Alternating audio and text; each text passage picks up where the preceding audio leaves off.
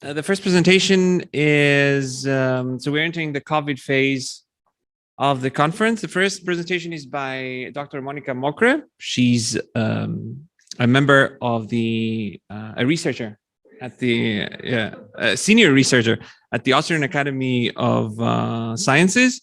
And this is co-authored, right, by Michael Urs Baumgartner, who is the executive board member of the Interregional School for Development Practitioners in Switzerland. We're very excited. Monika, the floor is yours.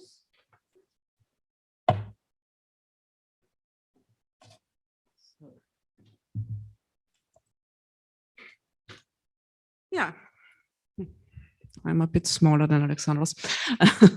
So thank you for the kind introduction. Thank you for the invitation. I'll go immediately into that because as always, I'm a tiny bit too long for what, but I will try to be in time. So what I want to do today is to present something that I prepared together with Michael, as Alexandros said. However, I have to say, so Michael is in Switzerland, I'm in Austria. There are also other differences between us with regard to this pandemic. I will briefly come to that. Most of the presentation still is about the situation in Austria, which is just a short kind of outlook to Switzerland, which is a bit of a pity, I guess, because otherwise we could also discuss Switzerland, but I'm not really able to do that. So this is what I want to talk about. And the first thing, and I think this is interesting in itself, is that I thought I should start up with saying that I've been vaccinated 3 times, that I take a PCR test whenever I meet somebody, that I follow all the rules. Whereas for Michael, this is a bit different. Michael has a very skeptical position towards most of the COVID measures and especially vaccination. He has a history being critically against HIV/AIDS measures already in the 1990s. So what he told me, what he's doing is he's following the rules in order not to make other people nervous as far as he thinks that it is not problematic for his own health. Now, I think it is interesting in a way that I start up like this, because normally when I have an academic presentation, I think, okay, I have my arguments and this is what I want to show here. But in this case, the positions are so hardened, and this is a main part of my talk, that we are nearly unable to speak with each other between those in favor of the measures, especially of the vaccination, and those not. So the other interesting thing about this personal approach is somehow that Michael and I, in a way, managed to write together, which also was not that easy, because I said before, it's a kind of heated up situation, and this is the main part of my topic. So after presenting to a short research question, I want briefly to go through the situations in the both countries, the discourses, then the question of constitutional problems of the COVID measures. Very briefly discuss some theoretical approaches I think we could use to understand this situation, and then even shorter about alternatives and solutions. So this would be the research questions based on what this conference is about, and also what the cost action is about that I'm part of, namely constitution and deliberation. So on the one hand, in how far can we say that what has happened has been constitutional or not, and what does it do to democratic deliberation, the possibility or impossibility of it. Sorry, I wanted to be fast, but not that fast.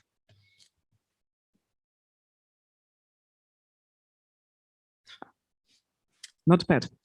And I think that this is in Greek, what I had to read now.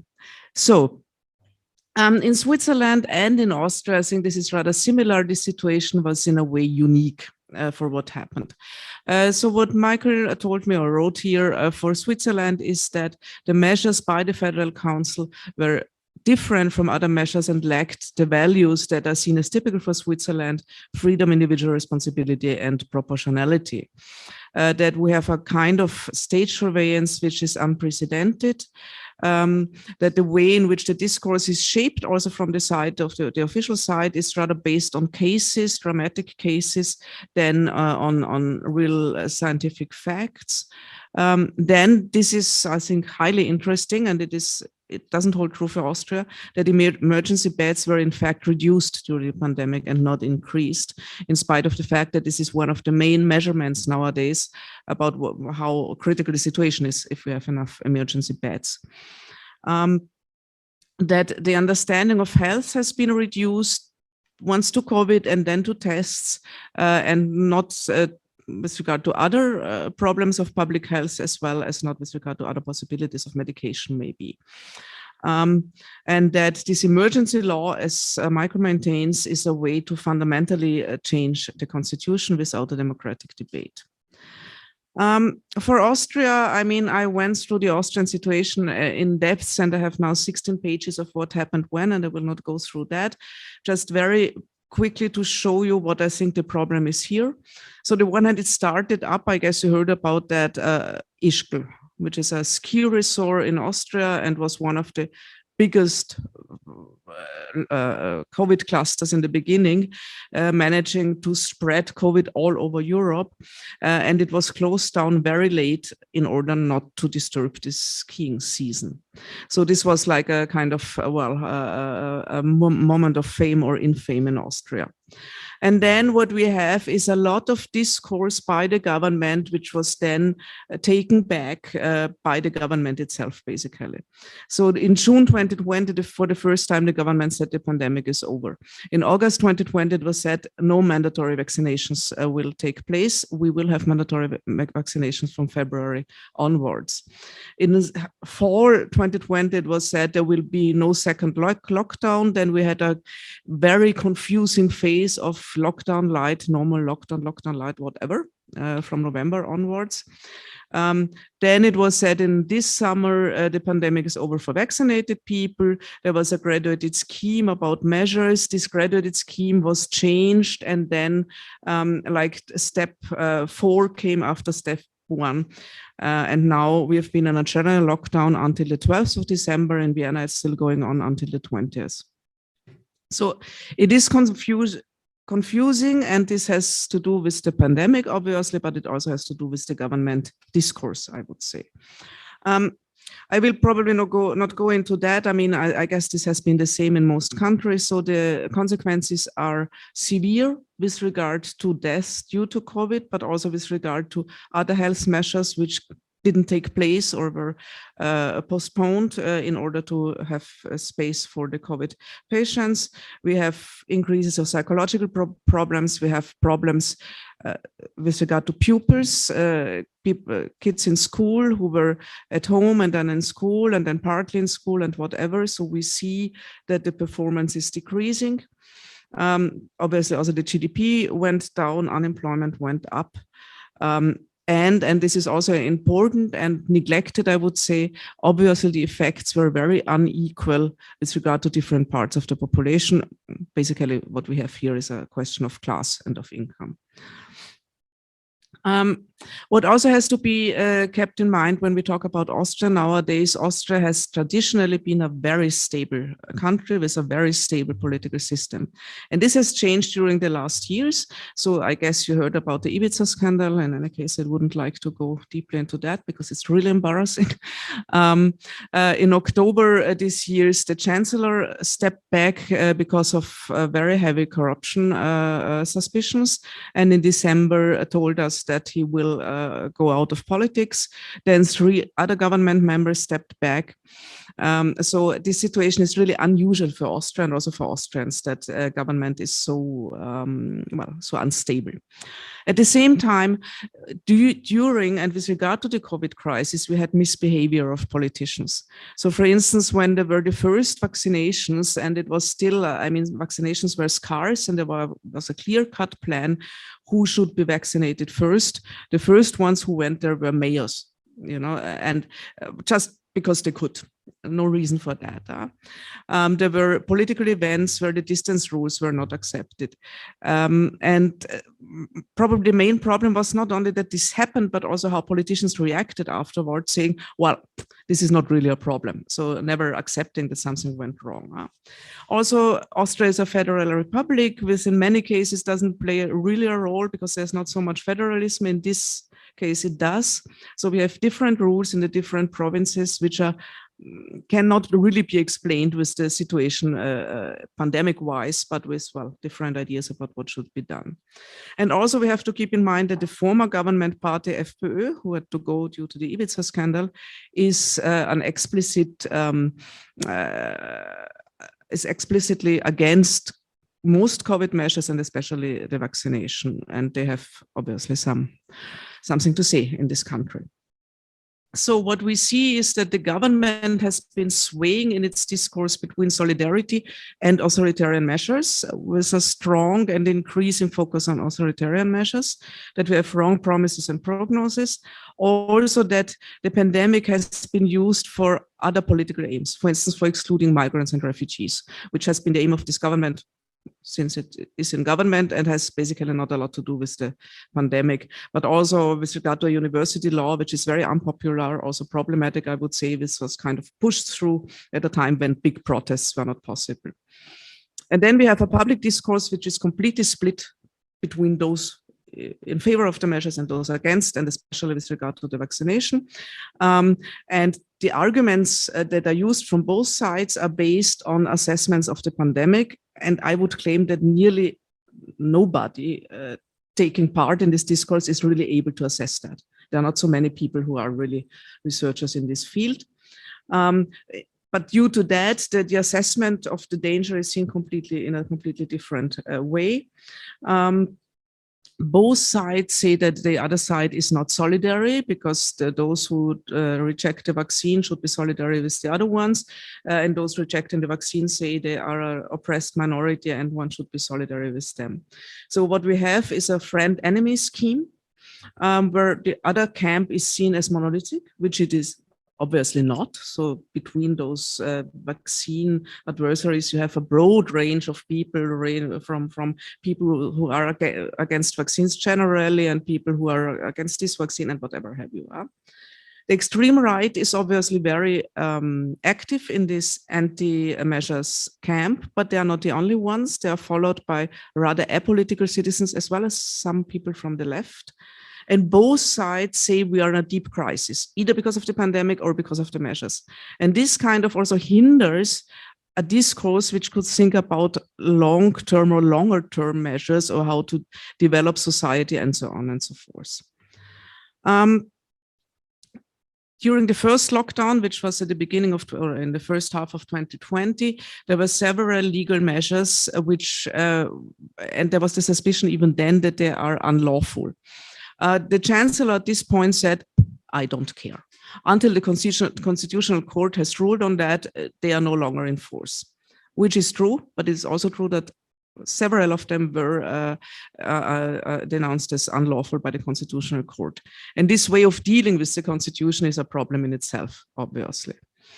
We have now more or less a lockdown for non-vaccinated people, and this is there are suspicions by lawyers, by constitutional lawyers, that this could be unlawful, because on the one hand, it is not really known if this helps, because we don't really know what the vaccination is doing and what not, and on the other hand, it cannot really be controlled, and both things are necessary for constitutionalism. The mandatory vaccination, say most, is not unconstitutional, because you have, according to the Convention on Human Rights, the right to private life, but also the possibility to limit that because of public health reasons. And the main point is, with regard to constitutionality or not, if these measures are proportional and effective. And this is difficult to assess, especially both things, the effectivity we will see later, but also the proportionality. What does this exactly mean in every case? So I think we can look at this situation by several theoretical lenses. One would be politics of fear. This is a theoretical approach which has been used by different people. Most recently, I think, by my colleague Ruth Wodak from Austria, mostly with regard to right-wing politics, arguing for securitization and for, closing borders and whatever have you, out of fear. But I think here now it is rather interesting and especially problematic that we have fear from both sides. I mean, we have the fear that, I don't know, I will die or my parents will die from COVID, and the fear that this vaccine will do something to me. So we have fear from both sides and a kind of emotional state of all these people, which is hindering conversation, especially rational conversation. Then we have a kind of state of exception. I used the very famous definition by Carl Schmitt. Carl Schmitt is a problematic author. I'm aware of that. He was a National Socialist. I still think that he has something to say about the state of exception, who says the sovereign is he who decides on the state of exception. So this is what the government and most governments, I think, did to say, okay, this is the state of exception now. And this has two parts. First, to say, we have the state of exception. There are reasons for that. And secondly, what does it mean? What are the measures? And this, what Schmitt says, is the sovereign has then to create the identity of the people. We heard about that today in the first paper as well, about this question of plurality or not plurality. And I think that these measures, what we see here is, well, the two identities, in fact, are created in this way, and pluralism is also in this way abandoned. And then I think we can look at that from the point of view of social contract theories, where we have different forms, as we know. Alexandros. So we can start up with Hobbes, saying that you know, Hobbes, who said that basically we are driven by fear and we need the state in order to protect us. So we voluntarily give up our freedom to the state, or we can look at this from the point of Locker and others, saying, okay, but this voluntary submission can end when we see our freedom as endangered. So this would be the theoretical approaches, I think, for me to discuss that. So, okay, I think okay, the government has defined a state of exception, and this is always democratically problematic. Not necessarily not legitimate, not necessarily, but it's problematic. Huh? When we think about the social contract, in which way ever, I guess what we need is a trust in government, and this trust in government is shaky, I think, internationally, and also in Austria, maybe especially due to this specific situation. And the social contract is now used by both camps. So that the social contract should be to protect each other or should be to have one freedom warranted. So yeah, I talked about fear. And what we have by the end is a friend-enemy scheme where deliberation is virtually impossible. I think what went wrong here, apart from the fact that it's a difficult situation, is that communication was not transparent, that especially from the government side, kinds of insecurities were not really shown, not really made plausible. And I know this is difficult in the political scene, but I think it would have been necessary, at least after one realized that it is like that. I think one could have thought about non-coercive measures, as they happened also in other countries, like, for instance, suspension of payments for some things which are necessary for life if people are not able to pay that, or the prohibition to make people redundant, the introduction of a minimum income, opening up health services for those who are usually not included, like especially regular migrants, opening up places for homeless people, for asylum seekers, for instance, hotels who were empty anyway for most of the time, and so on and so forth. And also what I think should start very soon is the discussion of long-term questions, which have to do with the situation of the health system, with globalized delivery chains, maybe, or probably enhancing this pandemic, also with the global distribution of vaccines, for example, which is a huge issue, which is completely neglected. And one way of starting maybe a deliberation again could, strangely enough, also be brought out from Carl Schmitt, who really is very, very fond of this friend-enemy scheme, but who also said the enemy embodies our own question. And I think this really gets it to the point, this whole discourse, that our fears are embodied then in the other one, and vice versa. And maybe this approach could lead to a mutual recognition of fears and also of common goals. Thank you.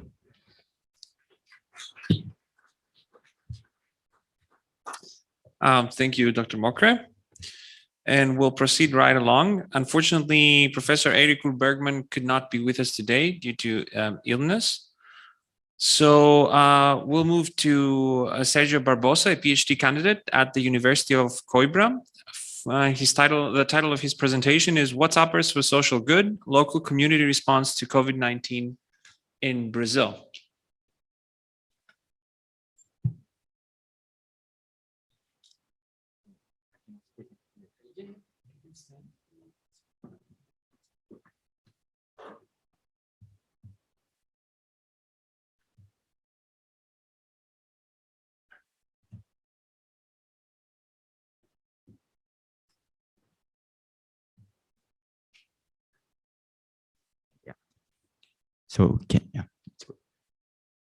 So many thanks for the introduction, and also I would like to say my compliments for all the organizers for the conference, and also all the panelists for the effort to come here to Thessaloniki during these hardest times.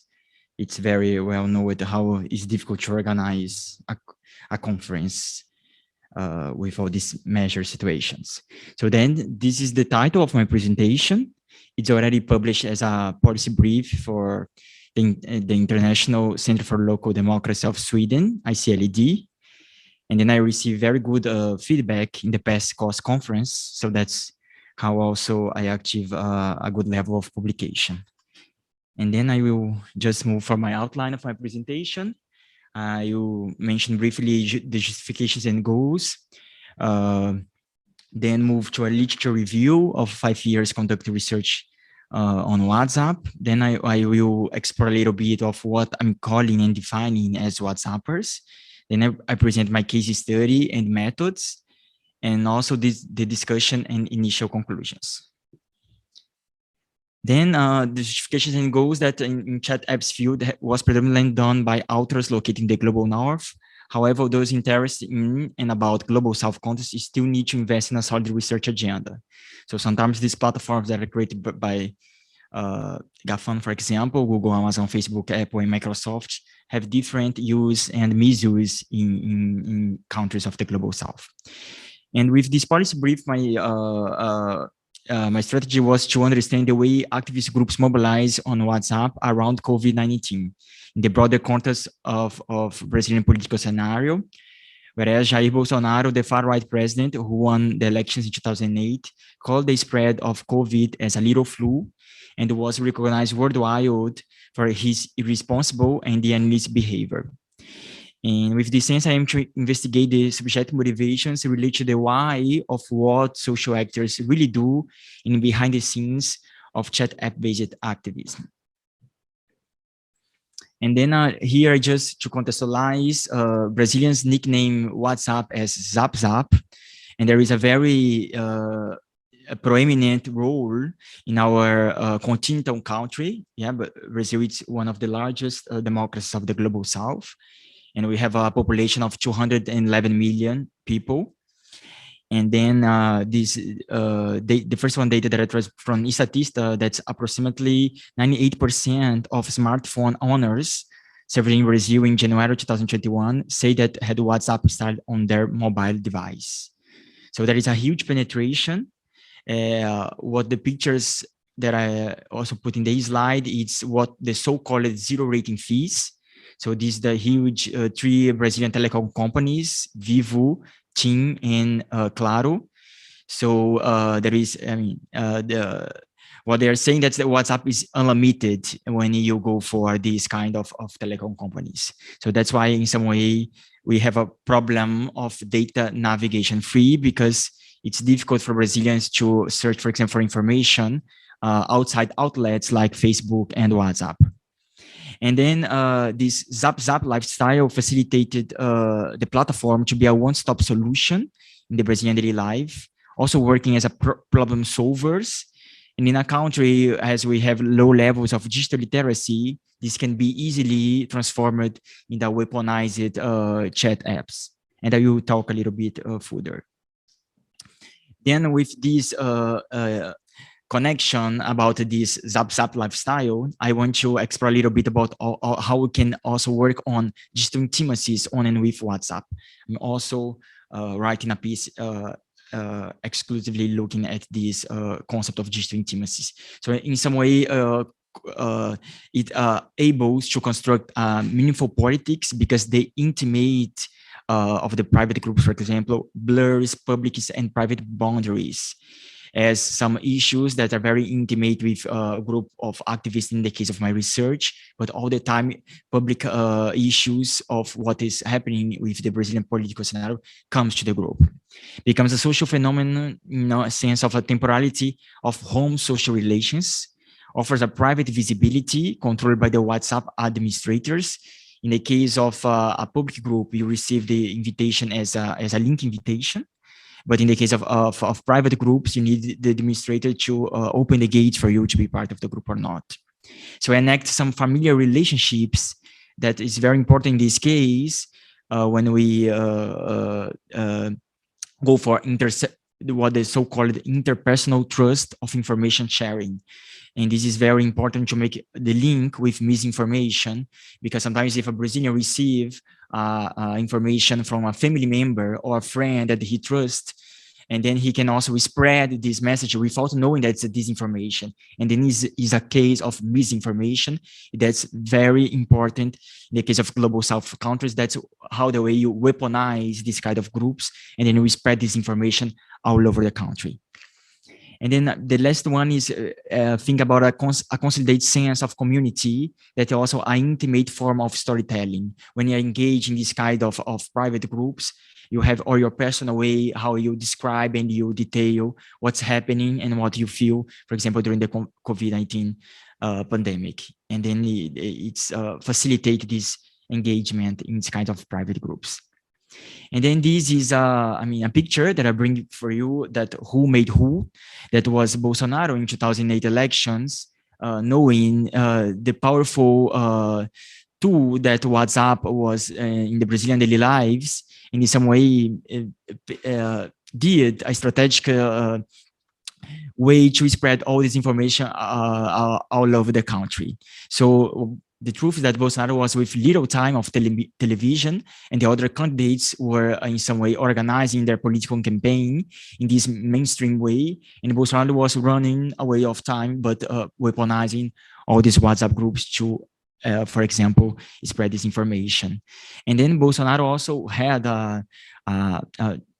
just ministry during his mandate that then after a while he resigned, and now he's also running for the president, so they will be in the debate together next year. And during this time also he was exposed with Telegram chats.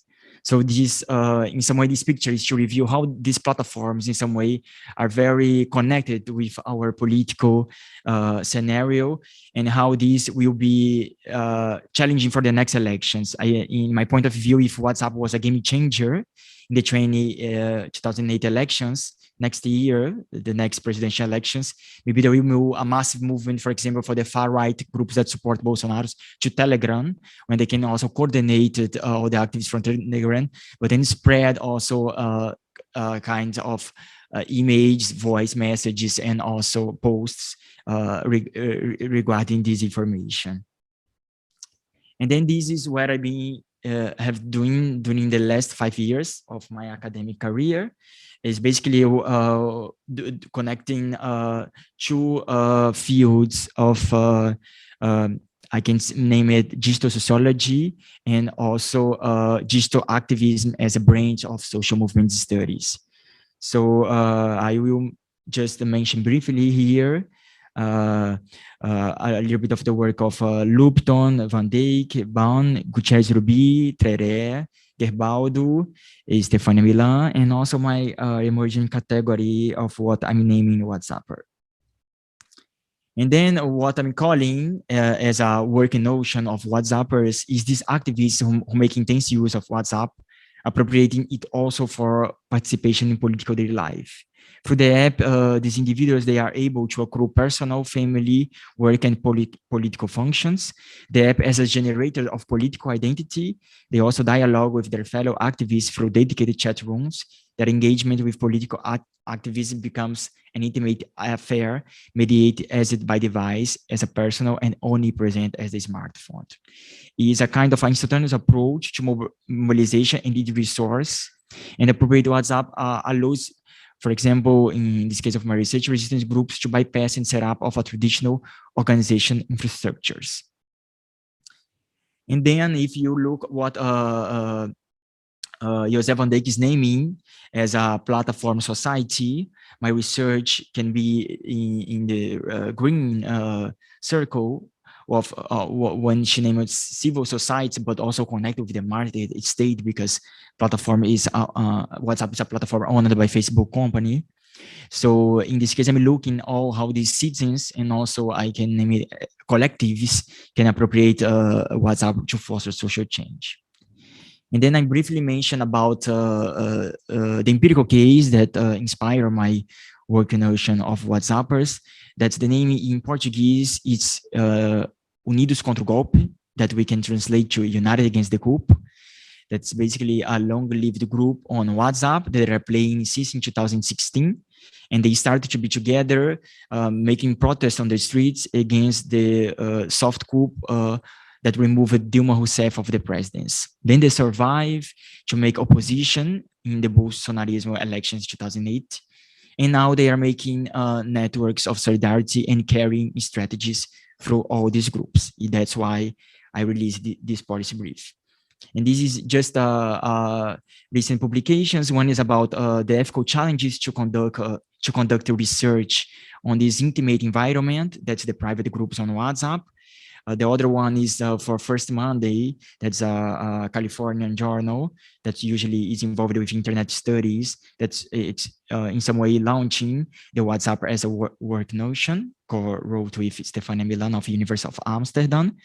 And the third one is a chapter in the Algorithmismos book that I'm exploring the dark side of WhatsAppers and how these can be easily weaponized to spread disinformation. And then this is the methods that I did during the research to present this, to release this policy brief by ICLD. So I conducted digital ethnography from March to July with the goal to review the subjective motivations related to the why and social actors participate in the behind the scenes of chat app-based activism. In some way, the digital ethnography is well suited to investigate UCG's modus operandi and identity formation at the group level. That's we can name it as meso level, and investigating individual motivations and values expectations. That's the construction of mini from the micro level. Yeah, for this research, I didn't combine with semi-structures interviews, but the previous one I did, and I'm planning also to do a new field work next year in Brazil. So during the pandemic, we have a very bad administration of coronavirus pandemic by Jair Bolsonaro. And in October of this year, we reached the alarming milestone of 600,000 deaths. And then the idea of this policy brief is to explain how these activists organized on WhatsApp when the federal state of Brazil failed. And then this is the trilingual policy brief I published in English, but also in Spanish and also in Portuguese, and also to give also for a broader audience, including Latin America. And then what I'm calling as carrying strategies and networks for solidarity, what they did during all over these years and how they help the local communities. So the first one is information for health literacy. Activists post and sharing content based on scientific information, including audio, messages, video, posts, photos, and links, and material written by local journalists. Also diffusion of news that was undermined by the federal government. Interpersonal dialogue as citizen agents, sometimes the direct replies as dialogues between individuals within the group, reveals absence of a formal leadership, as the vast majority of members were listed also as administrators, which allowed them to add new members or excluded existing ones. They also promote a hyperlocal initiative to promote care. So there is a mutual help and listen to the other and trust cultivate relationships, local and joint actions as collective initiatives, and quick delivery of groceries to distribute for neighborhoods nearby, crowdfunding, donation of clothes and masks. and masks. And the last one, it was a kind of a small arena to combat COVID-19 related disinformation. So activists discussed the kind of disinformation they receive about COVID via WhatsApp, playing small arenas to research the content and discuss with group members. So then sometimes this was very important, for example, to prevent for some of the members, for example, share for other groups that hydroxychloroquine was a good way to combat the COVID. Because as the president said this in a national level, they did create some strategies to say, no, it's not. We need, to sign contracts with the vaccine timely. Otherwise, we are being ineffective with a medicine that's already proven that's not able to combat COVID. And then in November, I did a mission in Brazil to disseminate this brief for local governors. And then the first one is a local governor of the city of Florianopolis, where this group was born in 2016. So they live for Zahariadis, that's from the Workers' Party. The second one I deliver in the city of Niterói, that's nearby Rio de Janeiro, for the local governor called Rodrigo de Carvalho of the party PDT. And the third one is actually a secretary of urban planning of the city of Rio de Janeiro that also in a few years ago also developed networks on WhatsApp also to make some revitalizations in the downtown of the city of Rio de Janeiro. And then as we are in a policy making session, this was my contributions, how these policy briefs can connect my research and how can I suggest what a local government can do with all this data that I collected. So the first one is disseminate accurate information. So tackle bad content uploaded on chat apps with accurate information to foster trustful relationships between the local government and cities. So local authorities should promote the revitalizations of citizens' democratic agency and the core of society. So we have a very good panels during the morning, and one way to make this feasible, it's, for example, investing in campaigns of media literacy, or in this case of digital literacy, for people to understand also how this misinformation can spread on the WhatsApp environment and how we can, in some way, try to tackle this bad content. The second one is spread popular message, adapt to local context. This is very important because also during the quarantine, I stayed based in Brazil for 7 months, and I saw very sectors of vulnerable population going to the drugstores to buy hydroxychloroquine. So sometimes they need to receive the information, but incorporate the local context, not just a scientist go there and say that this hydroxychloroquine is ineffective to combat corona. So in some way, this can be a partnership with scientists and educators, and how you send these messages from all these WhatsApp groups all over the country. In a sense, for example, many of the Brazilians, they cannot write the messages, so they use just the audio messages. So you need to have audio messages explaining the situation and also adapt and incorporate the local context of each citizen. And the last one is a promote creative collaboration. Local governments can be part of this emerging civic movement led by the WhatsAppers, working side by side with everyday citizens through creative collaboration. To do so, local authorities, members should facilitate needed resources and suppliers for their organized activities on WhatsApp groups to support small actions organized by local communities. So sometimes, for example, this group that investigate, they organize it in a sense that, for example, groceries can be delivered for vulnerable population that they cannot in some way be helped by the state because they don't have sometimes all documentation or they are inscripted in the system. So you need also to target these people because sometimes they are the most vulnerable part of society. And then this is what I will do it for the next 3 years with my Portuguese contract. And in a sense that although we have a lot of risks and problems with a platform that's run by Facebook, we can also make some actions that help local community, like this group have already been done in the last 5 years. And then I also, when my time in Brazil, when I deliver this policy brief for local governors, we have a dinner with some fellow activists, and I also give back then the policy brief as a principle of engaged research. And then I'm done. Thank you for your time. Thank you to Mr. Barbosa. And for our the last presentation for this panel, Assistant Professor Lacin Idil Oztig, if I'm pronouncing it correctly, from Yildiz Technical University in Turkey. Very happy to have you with us on policy styles and pandemic management, the case of Turkey. Hello, everyone. I would like to thank the organizers of this conference. As you could see, the title of my presentation is Policy Styles, Pandemic Management, the Case of Turkey. This study was prepared for the book project organized by Nico, Evi, and Jörgen. So I would like to thank them for including me into their project. So in this presentation, I will talk about how Turkey's policy style has been reflected in its pandemic management. Turkey's pandemic management can be broken down into several stages. In Turkey, the first COVID case was detected on March 11th. And after that, restrictive measures were followed. Turkey imposed a lockdown. It restricted inner city and international travel, and it closed schools, businesses, etc. And from June 2020 onwards, restrictions were gradually loosened, but intermittent lockdowns continued from October 2020 until May 2021.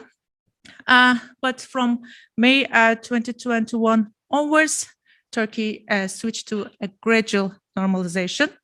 And the full normalization started with the start of the face-to-face education in schools and universities in September 2021. Now I will get briefly into policy styles. Policy styles are standard operating procedures for designing and implementing policies. They are related to administrative traditions.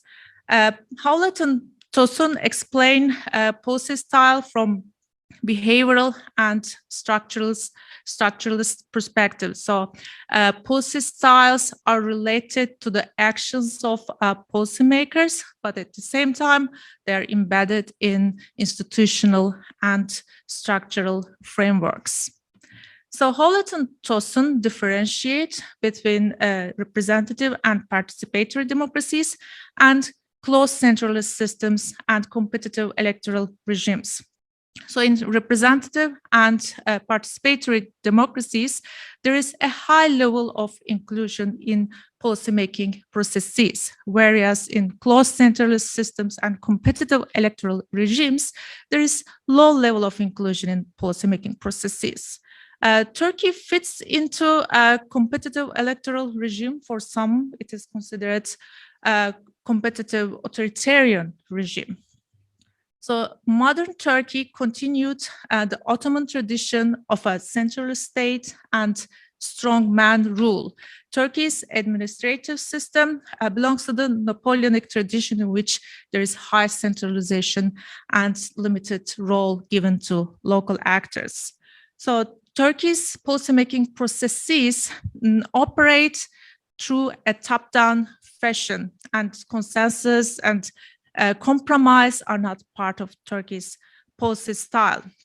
And under the Justice Development Party rule, the single man rule has further been strengthened, and Turkey's authoritarianism was, increased.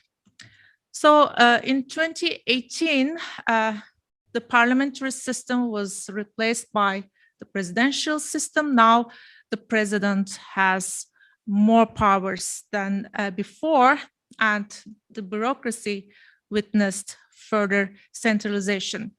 Under the new system, the prime minister position was abolished, and ministers, high-level civil servants, judges, all are appointed by the president. So bureaucrats have never played an important role, an active role in Turkey's policymaking processes. Turkey witnessed a number of coups from 1960s onwards, and with each coup, the agency of bureaucracy was further undermined. And since there is kind of culture of obedience in Turkey, bureaucratic actors are not incentivized to take initiatives in policy decisions, and the agency of bureaucracy has further been undermined under the Justice and Development Party rule. So meritocracy is not characteristic of Turkish bureaucracy. And the government does not cooperate with professional organizations or NGOs in the policy-making processes. Again, this is not characteristics of Justice and Development Party rule. Before the JDP rule, these actors, local actors, social actors, did not play active roles in policymaking processes. For example, in 2000s, Turkey undertook a health reform. The health system was ameliorated, but the opinion of health institutions was not asked. According to the model of Howlett and Tosun, Turkey's policy style is characterized by the low inclusiveness of bureaucrats and social actors in policymaking processes.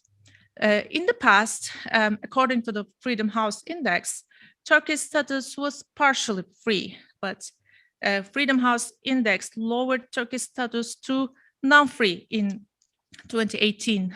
And in terms of press freedom, transparency, and citizen participation, Turkey lags behind many countries.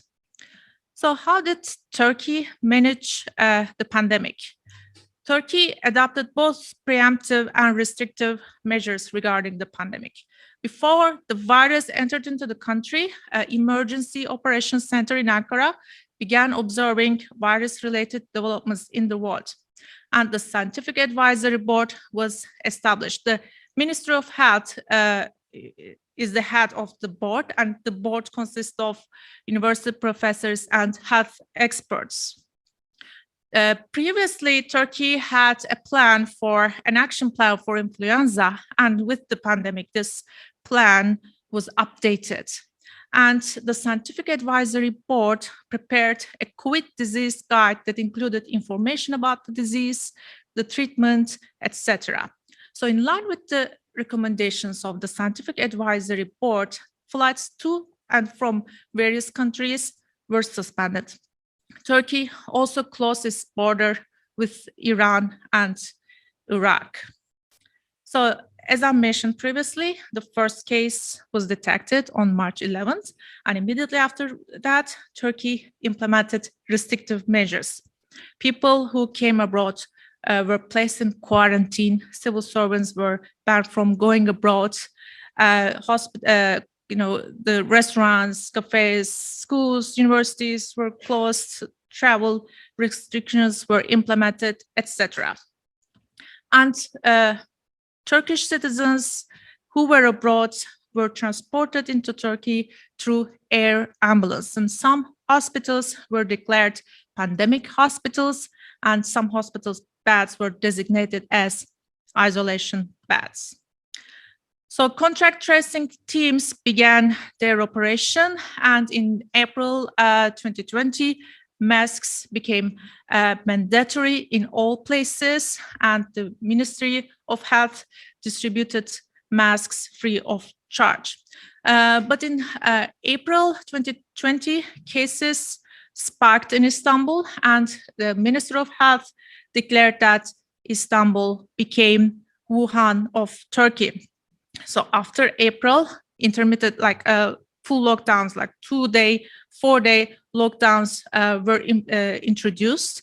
And the Ministry of Health introduced an application which reveals information about risk areas. As I mentioned, with the health reform, Turkey's health system was ameliorated. Turkey has over 1 million healthcare professionals. It's still lower than average OECD, but it is not bad. And with the pandemic, it employed more medical staff. So in April 2020, cases spiked, and in April 2021, cases spiked again, and full lockdown was introduced. And after this full lockdown, cases significantly dropped. And from June 1st onwards, normalization gained pace. So Turkey's vaccination campaign began in January 2021. Turkey purchased Sinovac, the Chinese vaccine, and Pfizer-BioNTech, and more than 1 million doses were administered each day. And Turkey's vaccination percentages are higher than Italy, Spain, the UK, and the USA. And currently, approximately 60% of the population is vaccinated. You can see vaccination statistics here. So during the pandemic, Turkey increased the manufacturing of ventilators, respiratory equipment, and test kits, and it started to export this equipment abroad as well. Turkey also started to produce its own vaccine. In November 2021, Turkovac was submitted to the Turkish Medicines and Medical Devices Agency for emergency approval. Turkey is also involved in treatment-oriented drug development. And currently, Turkey's case fatality ratio is below Mexico, Bulgaria, and Hungary. But in terms of like COVID cases daily, it ranks like 6th in the world. So how has Turkey's policy style been reflected in its pandemic management? Well, Turkey's top-down centralized policy style has been reflected in its pandemic management. But there's like a variation. First, the Scientific Advisory Board was gathered and it recommended a number of measures regarding the pandemic management. And Erdogan gathered its cabinet and it gave instructions informed by the recommendations of the board. So it's a deviation from Turkey's normal policy style because usually policymakers do not ask the opinion of experts and bureaucrats. But during the pandemic, you should mention that doctors are the most trusted profession, and it's an unprecedented pandemic. And Erdogan wanted to take into consideration the opinions of doctors in order to add legitimacy to his decisions. And the Minister of Health often emphasized his medical identity when he was, making announcements about the COVID-19 crisis. So the Scientific Advisory Board gave recommendations, Erdogan gave instructions, and the Ministry of Interior transformed these instructions into circulars and sent to 81 provinces. And mayors in these provinces were required to, adopt these measures. So it was managed through a top-down procedure. But it does not mean that local actors were involved at all. Provincial health directorates were allowed to take additional measures regarding the pandemic management. And from January 2021 onwards, their autonomy was further increased. But in terms of command, coordination, communication, resource management, Turkey's pandemic management has operated through a top-down fashion. Turkey's top-down policy style has been reflected into its pandemic management, but at the same time, its exclusionary policy style has been reflected in its pandemic management as well.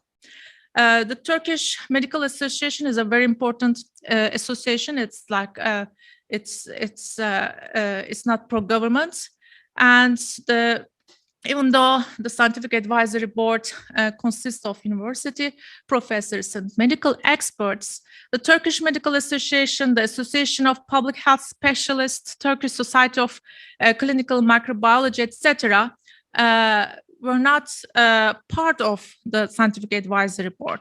And these associations were not invited to important COVID meetings held by Erdogan.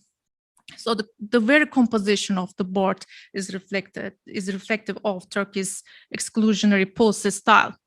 In addition to medical associations, labor unions, opposition parties, universities, have not been given an opportunity to contribute to the pandemic management. So there are a number of questions regarding Turkey's pandemic management.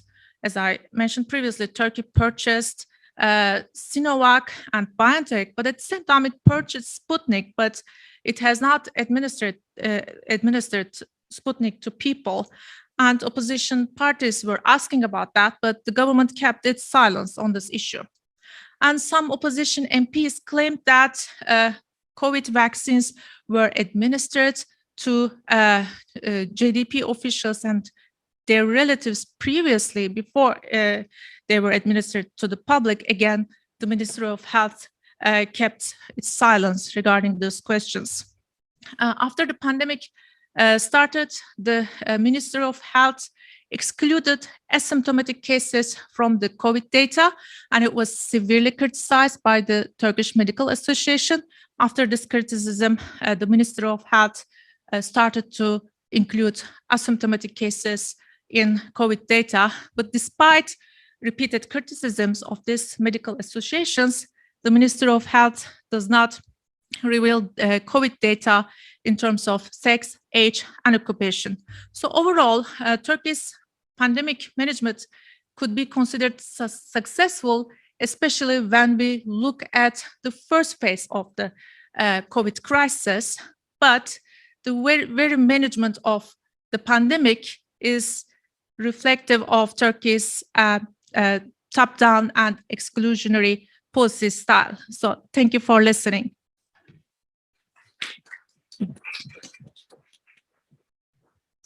Thank you, Assistant Professor Oztig. And I obviously have quite a bit of notes here, but perhaps we should hear from the audience first. So any questions? Anyone would like to ask any questions or has any concerns or observations in terms of the presentations of our three speakers here today? Professor Zahariadis, there's a microphone. There you go. Can you hear me? Yeah. Okay. This is directed at all of the panelists. I was wondering if you guys can do perhaps a comparative sort of analysis and tell us what seems to be explaining this huge diversity of responses. Is it the structure of government? Is it political culture? Or perhaps is it political leadership that accounts for such different responses? Thank you.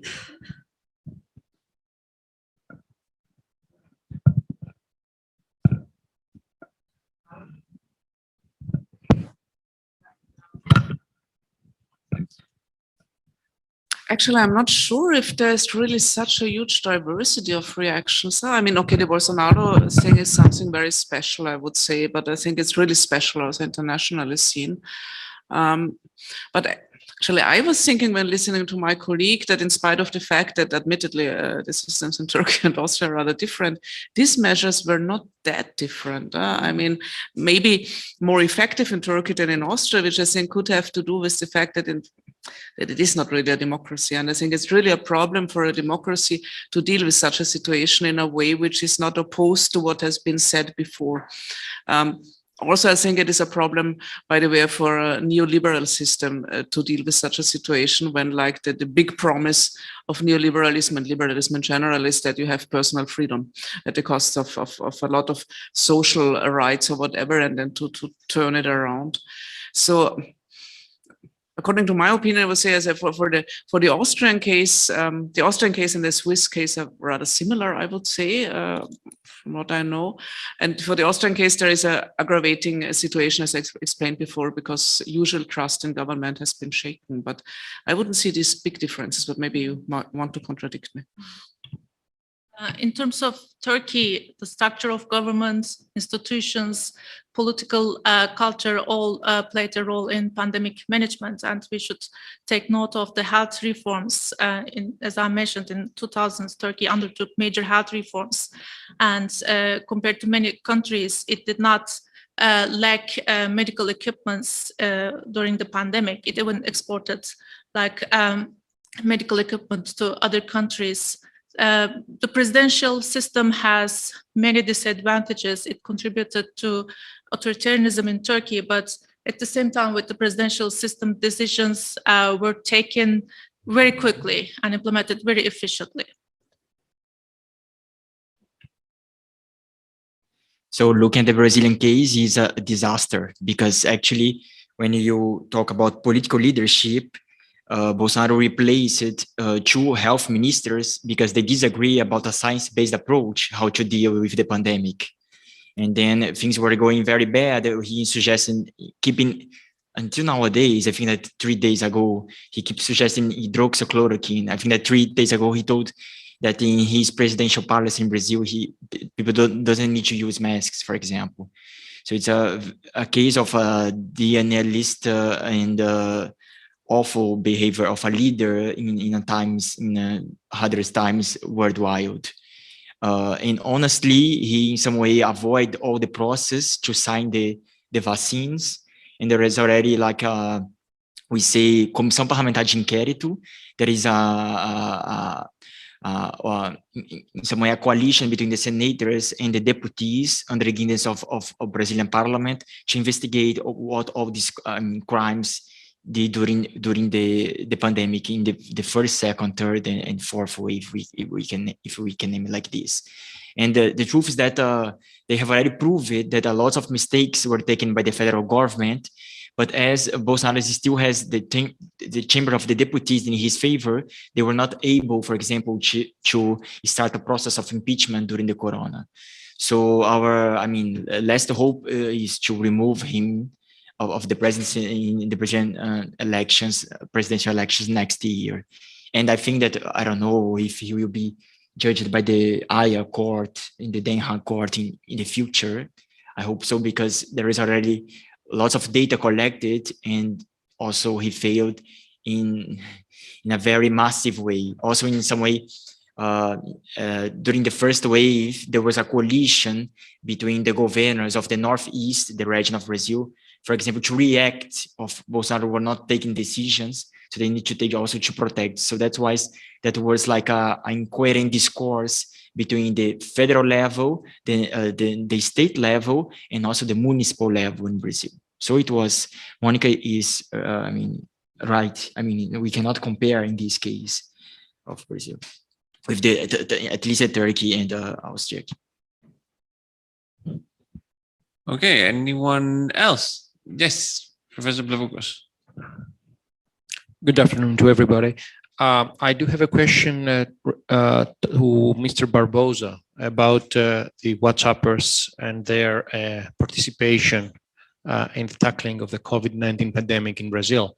I think that from your presentation, I think there is a flow of positive aroma, positive blend to that phenomenon, right? And that was apparent, I think, to most of the expressions you used and your publications. I'm wondering to what extent we can find out a similar mobilization from the other side of the fence, because this is a double-edged sword in the sense, in particular, given that Bolsonaro has used the same application to mobilize his own support, political support, as you rightly pointed out in your presentation. Was something similar traceable during this pandemic course? Could we see the president or his aides mobilizing additional societal forces to further spread this message? Very good question. Many thanks. Yeah, actually, you are right. My work in definition is appropriate the platform for the social good. So it's like some way a positive side also to in some way foster social change at the local level. What I can say is that also at the same time that the activists in the group that I investigated were promoting these networks of solidarity. On the other side, we have a lot of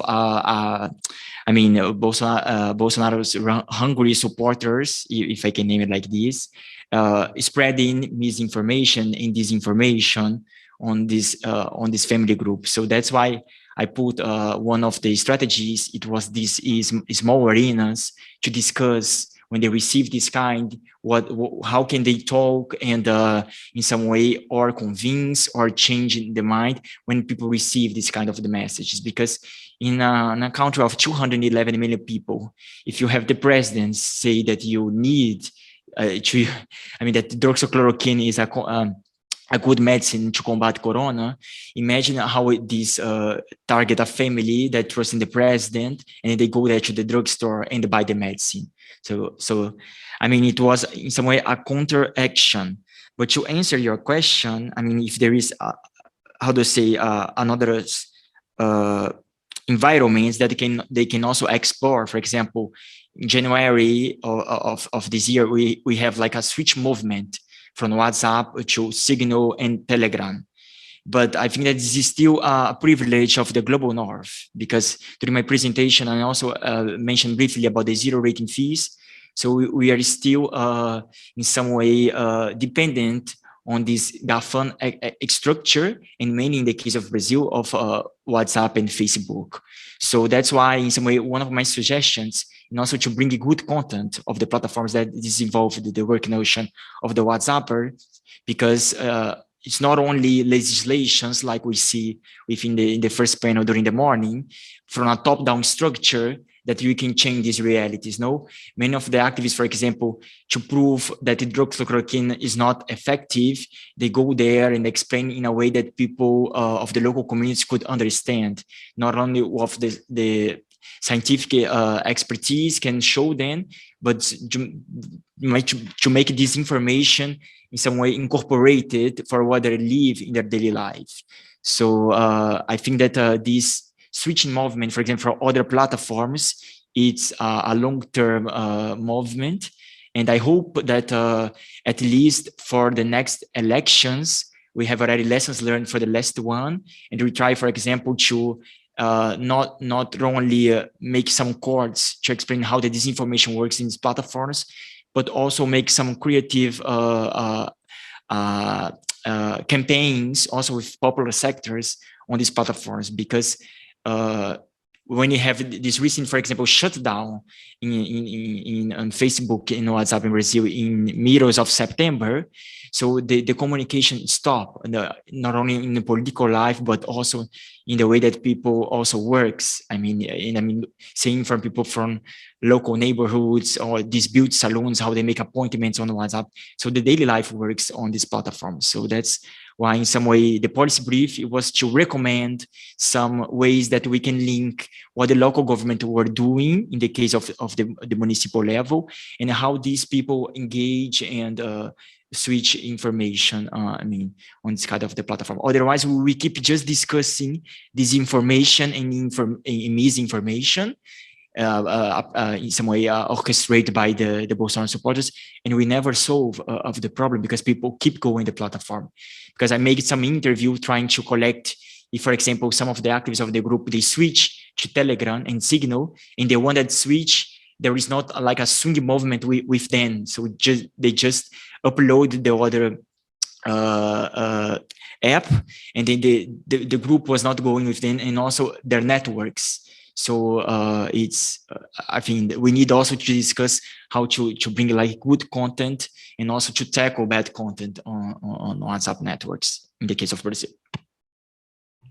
May I just briefly comment, because I was wondering exactly about the same question. And I think in Austria, at least, where we have like, okay, it's the global north on the one hand, and on the other hand, we have rather the opposite situation. Those critical against the government are critical against the measures, and they have very active groups on Telegram, actually. But this has nothing to do. I think what you described about this, about the possibilities WhatsApp, this works without, or this works for any kind of ideology. This has nothing to do with each other, and that they use Telegram is, I mean, also leftists use Telegram or Signal just because it is safer, and we are in the global north. So in this sense, for me it is, but maybe I don't know enough about this media, but for me, I would really say yes, all that you can mobilize in the ways which you described in detail. This holds true, but you can do it basically for everything, and in this case for both sides. Good. I mean, the way that I'm looking at this platform, because it's where they are. I mean, of course, that as a researcher, I would very much prefer that the activists will be organizing and making all these activities on Signal. That's what we have, that's a safer environment. For example, I think that 1 week ago, the Brazilian responsible for the NGO Safer Internet in Brazil moved to Germany because he was inspired by the Pegasus that you can track messages on private ecosystems like WhatsApp. So then he was in some way he received threats from far-right supporters, and he was not able to be in Brazil. So he made like exilian and went to Germany. So it's also, that's why the potential risks and also that activists they have on WhatsApp. But at the same time, like I said, I mean, it's what they are offered to them. So it's very difficult also, for example, to deliver the groceries. I mean, with this group, they make some organizing through the WhatsApp networks to call the mototakis, that basically is the guy that is driving a motorcycle, and then he can take the food and, for example, reach the vulnerable population was needed. And all these were orchestrated in WhatsApp to call for the driver and also to reach these people. So imagine, I think that they will also not have at least connection to be on Signal or Telegram, but at the same time, this save, a way to help to save local communities in the city of Florianópolis. But for the future, I think that right now, and I mentioned briefly in my presentation, there is a mass movement from the far right moving to Telegram, because like Monika said, you can have groups until 10,000 members on Telegram, and WhatsApp is just up to 256. So I think that for the next elections, what will possibly happen, Bolsonaro supporters will organize all the techniques and also all the, for example, voice messages and images related with fake news and disinformation. But from there, they also will weaponize the WhatsApp groups, because it's where usually the Brazilians check the news and get news from family and also friends. So I think that will be a very interesting movement for the next election. Let's see what happens. Great. Thank you for that extensive answer. Anyone else before we briefly break for some coffee and sweets? Okay, so we'll have a brief coffee break. We'll meet back here in 10 to 15 minutes. You can help yourself to coffee and sweets right across the hall. So good afternoon to all of you. It's my pleasure being here, chairing the fifth session of the second day of this excellent conference. The fifth session will start with Professor Nikolaos Zahariadis from Rhodes College, USA, with his paper on the non-pharmaceutical instruments that have been used to tackle the COVID pandemic. So I will first give the floor to Professor Zahariadis. Thank you very much.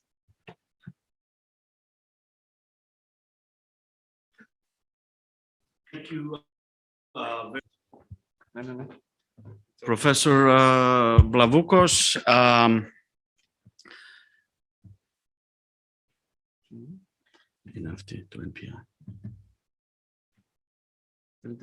No, I want to thank you for giving me the floor, and especially, thank you. The organizers of this wonderful conference. It's always a pleasure to be here in Thessaloniki and to be given the opportunity to share my thoughts with you. What I'm going to do, and if you pardon me, I'm going to take my glasses off. I can't see you as well, but I look better with them. So there you have it. What I'm going to do is talk to you about actually this is a collaboration, but I have the opportunity and the honor to present it with you and share our thoughts on assessing NPI effectiveness in Greece and Cyprus. NPI stands for non-pharmaceutical interventions. And below my name, you see my co-authors.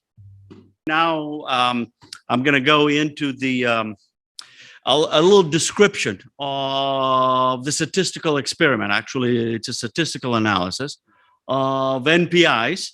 And what we did was to try to figure out the effectiveness of NPIs in containing the pandemic and exacerbating or not the economic performance, essentially the trade-off between the economy and the pandemic, and how did it manifest itself, and what exactly were the results. So we use a modified health belief model in just Greece and Cyprus, and that serves as a pilot project for a much bigger analysis that we hope to run relatively soon. The NPIs, the data were collected from the observatory database of Kedid.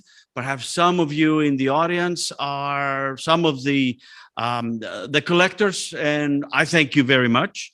And we look at the entire 2020. So we only look at the time period right before the vaccination program started, partly on the basis that vaccination affected the calculus of how they saw how to deal with the pandemic. So the toolkit changed.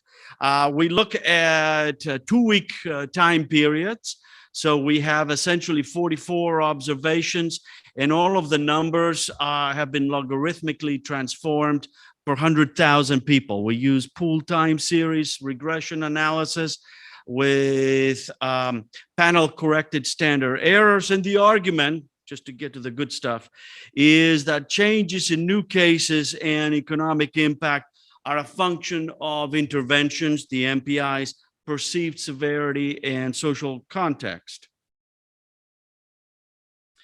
So the studies so far have been mostly epidemiological. They have hardly any theory. They're mainly data-driven. And they mostly look at the first wave, essentially up until May or June of 2020. What we did, we went all the way to January 2021. They simulate the R factor. For those of you that know a little bit about that stuff, it's the reproduction factor that tells you how how fast the disease spreads. But they also don't use authoritative sources for NPIs, and they don't show the trade-offs. So we've got something going for us. A little talk about HBM, the health belief model. It's essentially a social cognition model of behavior, and it is pitched at the individual level of analysis, has 6 components. You can read them there. It essentially says that change in behavior is more likely when these conditions are observed.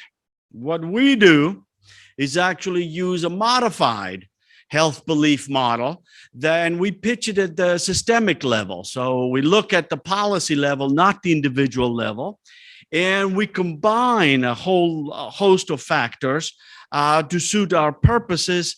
So we look at social context, therefore we combine several of them, and we set aside factors such as demography or self-efficacy. We also make an important assumption. The assumption is that behavioral changes are discernible primarily by examining outcomes. So we don't look at compliance rates, which we understand are important, but not in this particular case. So the outcomes are a function of NPIs, perceived threat, and social context.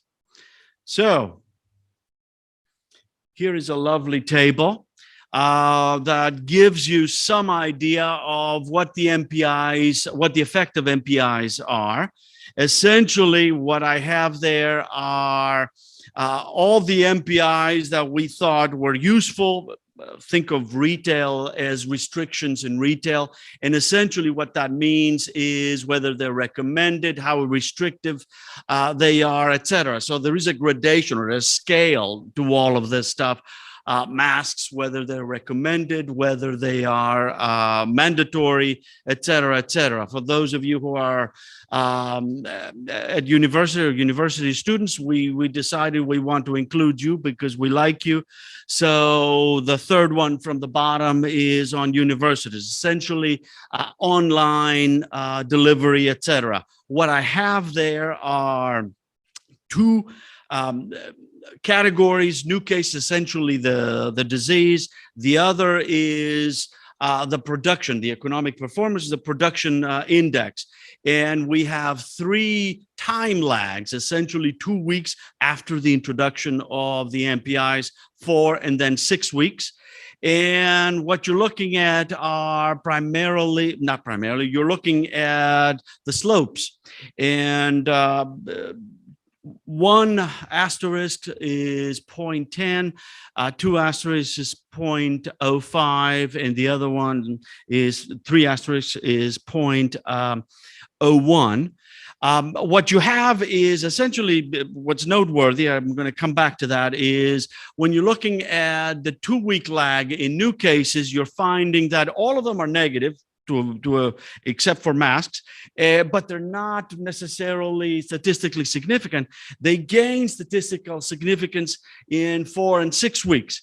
Conversely, in the production case, you have, again, all of them negative, meaning that as you introduce MPIs within 2 weeks, the production index goes down, and you see that it's in a statistically significant way. So there is an impact, but it dissipates at 4 weeks, and then it picks up again in 6 weeks positively, which means that the economy actually does increase, of course, partly because of subsidies.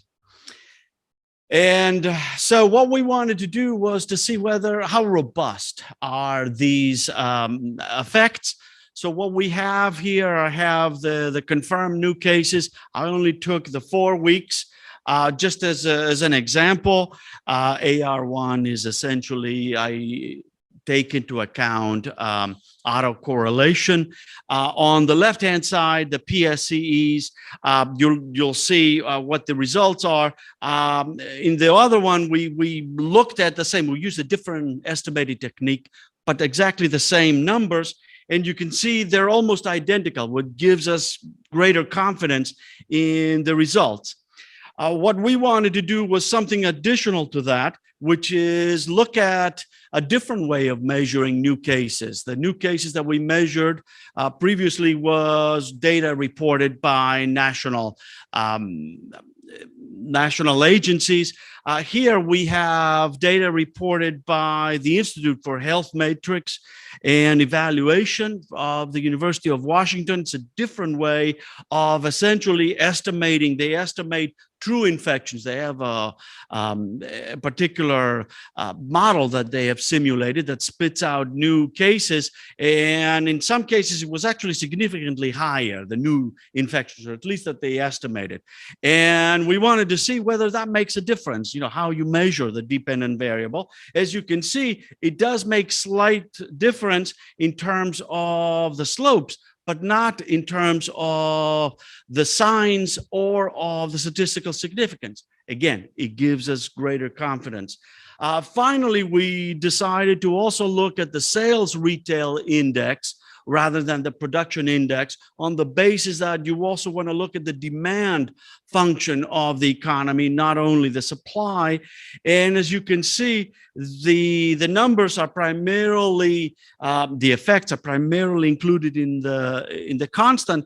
But for our purposes, the MPIs do make a difference, a substantial negative difference, which is exactly what we found in the first case. So, to pull everything together, what does all of this stuff mean? First of all, we developed essentially a theory-infused study, which is a step up from most models so far that are basically data-driven. The second thing is most of them are in the hypothesized direction, exactly what we expected, which is a good thing. We actually wanted that to happen. MPIs work, in other words. They are effective, some of them in some cases, but not in others. What we also found were that some MPIs are effective in economic performance, but not in health. And I give you some examples of those cases. There is a trade-off, which is precisely what we anticipated, but the lag was different, which is something unique that we found. Essentially, what that means is that's immediate in economics, a little more long-term in health, which means that you first get the bad news and then the good news. And that spells trouble for politicians as the prolongation of the pandemic means that people are tired, perhaps compliance rates fall, which means that you're going to get perhaps far more bad news than good news as MPIs start to lose their effectiveness. There are limitations in what we have done. We need to be very explicit about this. We only looked at 2 countries. We have a relatively low number of observations. We did not look at compliance rates. That's very important. We didn't look at vaccinations. That's another important part. And perhaps importantly for us, we didn't look at combinations, meaning that a whole lot of these happen at the same time. So there was considerable multicollinearity, and we decided to enter them one at a time in our equations. Thank you very much. Σας ευχαριστούμε πολύ, and we're looking forward to your questions when they come. Thank you.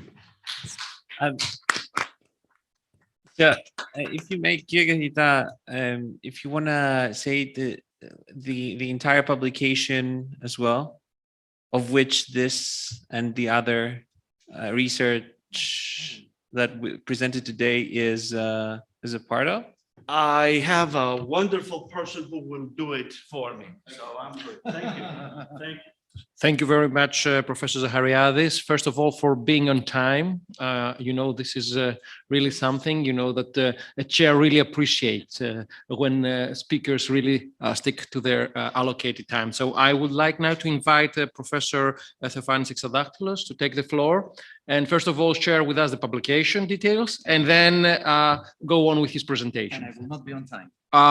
Okay, that's good to know. So I will be strict. Right. So first of all, I'd like to thank you, from the bottom of my heart for inviting me to this conference. And it's great to be back in Thessaloniki, which is my hometown. So it's always great to speak to an audience that is a mix of people from other places, but also people from here. And it's also very nice to be in this wonderful building because it really shows that there is an effort going on here in Greek higher education. So today, the context of my presentation is around the British case study of how the British government responded to the pandemic in that first year of COVID-19. But I would like to start with a few words about how we were all brought together on this panel, which is this book. And I will close this for a second. Right. So, ladies and gentlemen, we now have a cover for this book, which is coming out in April officially. But for anyone who wishes to fill some stockings, Christmas stockings in the fireplace, this is a good purchase. It is edited by Professor Zahariadis, Petridou, Jörgen, Sparf, and myself. And it includes case studies from all around the world, one of which you heard already in the context of the presentation by Idil earlier on. And the rationale of this book was precisely one question. So when faced with the same type of threat and the same type of crisis, why do we see different responses by governments all around the world?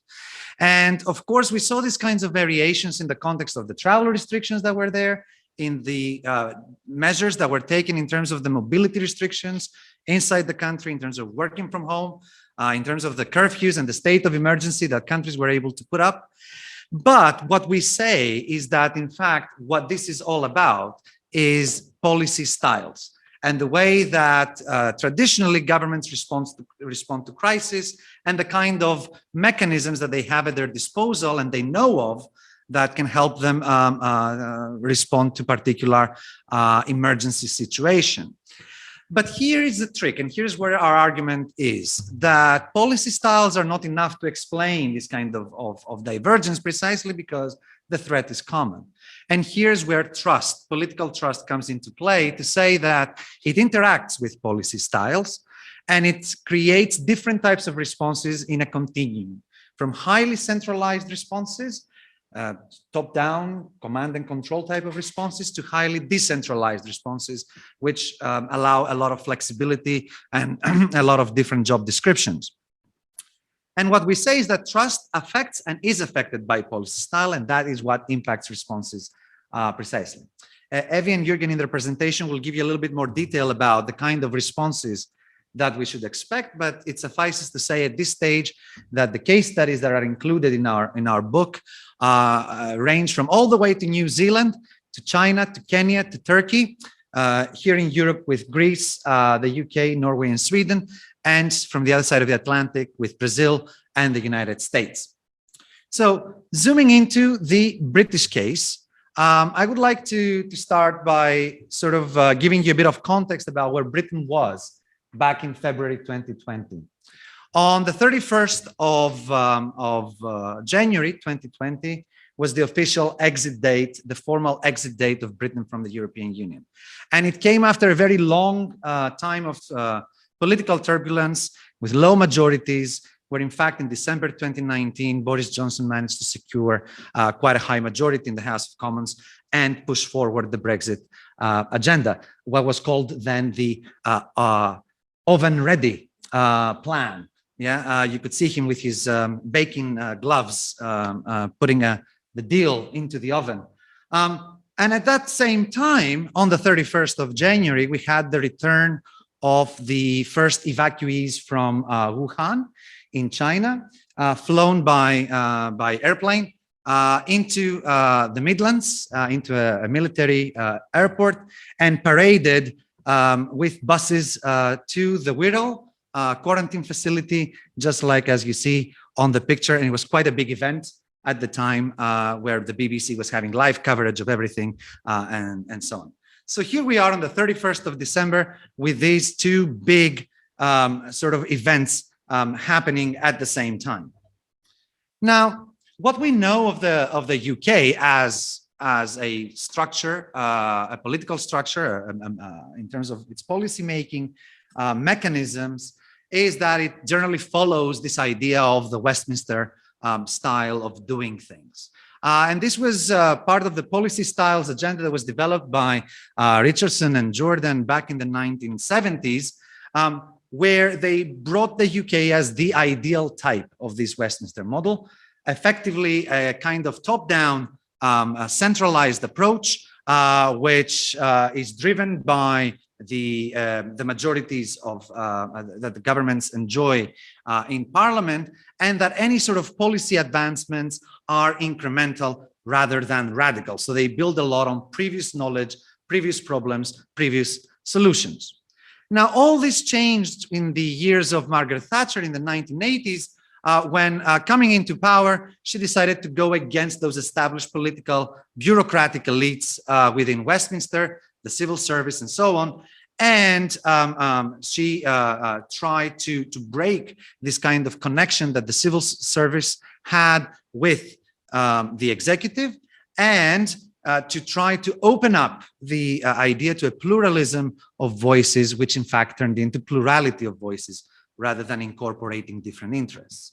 When New Labour came into power in 1997 with Tony Blair, one of the major reforms that was done politically was the devolution of power to the home countries of the UK. So effectively, not everything would be decided in Westminster, but Scotland, Wales, and Northern Ireland would progressively have the capacity to decide on certain issues, especially around taxation and other local arrangements within their own local assemblies.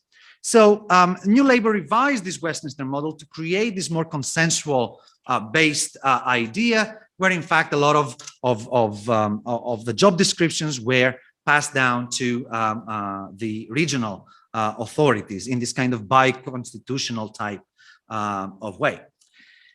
But then Labour didn't last forever, and the Conservative Party came back into power and decided to shift back into this kind of impositional policy style, where it trusted the high administrative capacity of the British Civil Service, but it tried to include as few actors as possible in the decision making. So really staying true to this idea of plurality, not pluralism.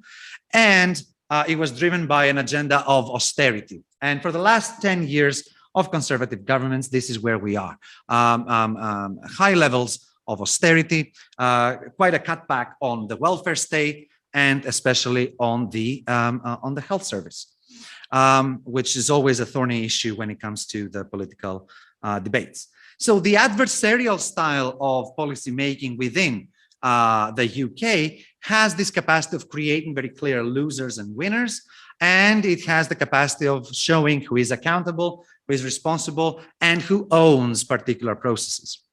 At the same time, in the last sort of 10 years, we've seen a steady decline in terms of trust in government at all levels. And this has been even more pronounced since 2016, since the Brexit referendum, precisely because the government showed high incompetence in handling not only the negotiations, but also what Brexit actually meant. Luckily, though, trust in society in Britain remains quite high. So we trust other people around us to do what they're supposed to do, and that's very good. And trust in experts remains quite high, with the medical profession sort of topping the league with enjoying high reputation. In fact, the NHS, the National Health Service of the UK, is one of the holy grails of politics, and usually politicians who touch the NHS do not have a very good fate at the end of it all. So whoever messes with the NHS is always in trouble. So even though the Conservative governments try to reform the NHS, they did so in a halfway house type of reform, and mainly was about the resources. In fact, when we look at the outbreak of the pandemic, the expectations in Britain were precisely that the government would be there to protect citizens, that the health system would be there to save lives, and that the citizens were there to adhere to all the guidelines and the regulations and the advice that was given by the experts. So there was an idea of private responsibility, of citizens' responsibility towards the pandemic. So the government was there to provide this trusted direction that was needed for the public, that the doctors and nurses would be there in the front line to combat the effects of the pandemic. And of course, the public would be there to support each other. So all the social capital mechanisms would be at hand to support neighbors, families, and so on. Now, this is where we started as a first response to the pandemic. And here you can see the colorful front pages of all the newspapers, where in fact, we are at a state of play where the underfunding of the NHS creates a very dire situation for the health system. And it is the first time that in 2021, a review of the health system funding suggests that there is a direct deterioration, and there is, in fact, a decline on the level of health, of public health in Britain for the first time in 100 years. So that is alert number one. Alert number two is that the UK was never actually prepared for a pandemic of this kind, of this nature. It had a very nice sort of flu pandemic plan from 2014 that had not been revised. And of course, as a result of the direct underfunding of the NHS, there was quite a significant shortage in intensive care units across the country. Now, when looking at trust in that period, the government enjoys a 34% trust rate by the public, but the doctors there are at 95%, the nurses at 93%, and even the civil servants are at 65%. And trust in society is at around 65%. So as a first response, the Public Health England is trying to create all these awareness campaigns, present all these guidance notes about how people should do things. And of course, it tries to somehow involve the local authorities there to create certain partnerships to promote all these campaigns.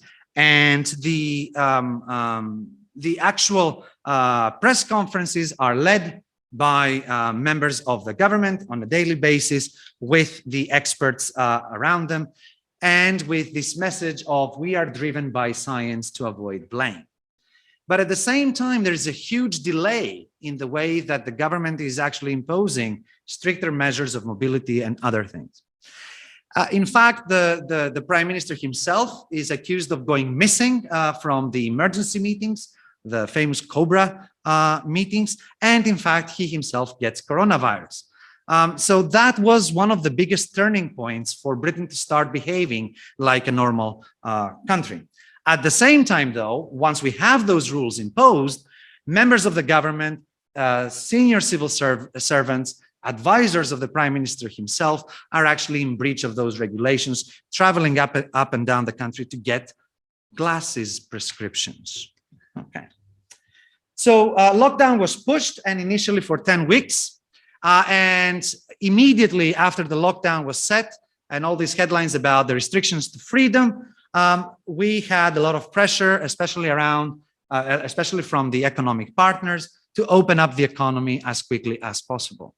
In fact, the economic support measures that the government had in place were due to lapse in June 2020. And there was a program by the government called Eat Out to Help Out, where basically you would go out to a restaurant and you get 50% of the bill footed by Her Majesty's Treasury. That precise pressure and this kind of early unlocking of things was the one that pushed for a second wave early on. And in fact, despite the definite calls by the experts to move into a lockdown stage, the government was quite reluctant to impose one. And it was heavily criticized that, in fact, it was not following scientific advice and that all this was quite political. And it was at this stage, in that summer, that trust had completely withered away in terms of the ability to handle the pandemic, going from 69% in April to 50% in July. And then we were around Halloween time, so carving your pumpkin, putting on your best suit to scare people off, and the government announces the second lockdown. In fact, it imposed a three-tier system of local lockdowns, which never actually worked, precisely because within a week, the whole country had moved into the most restricted of the three system. In fact, we saw an even higher decline in trust to control the virus. It's going down to 38%. People actually agreed that the messages were confusing, that the government was incompetent and inconsistent in the way that it provided information about the pandemic. And it was saying that it was not actually adapting to new scientific evidence that were calling for all these measures to be taken earlier on.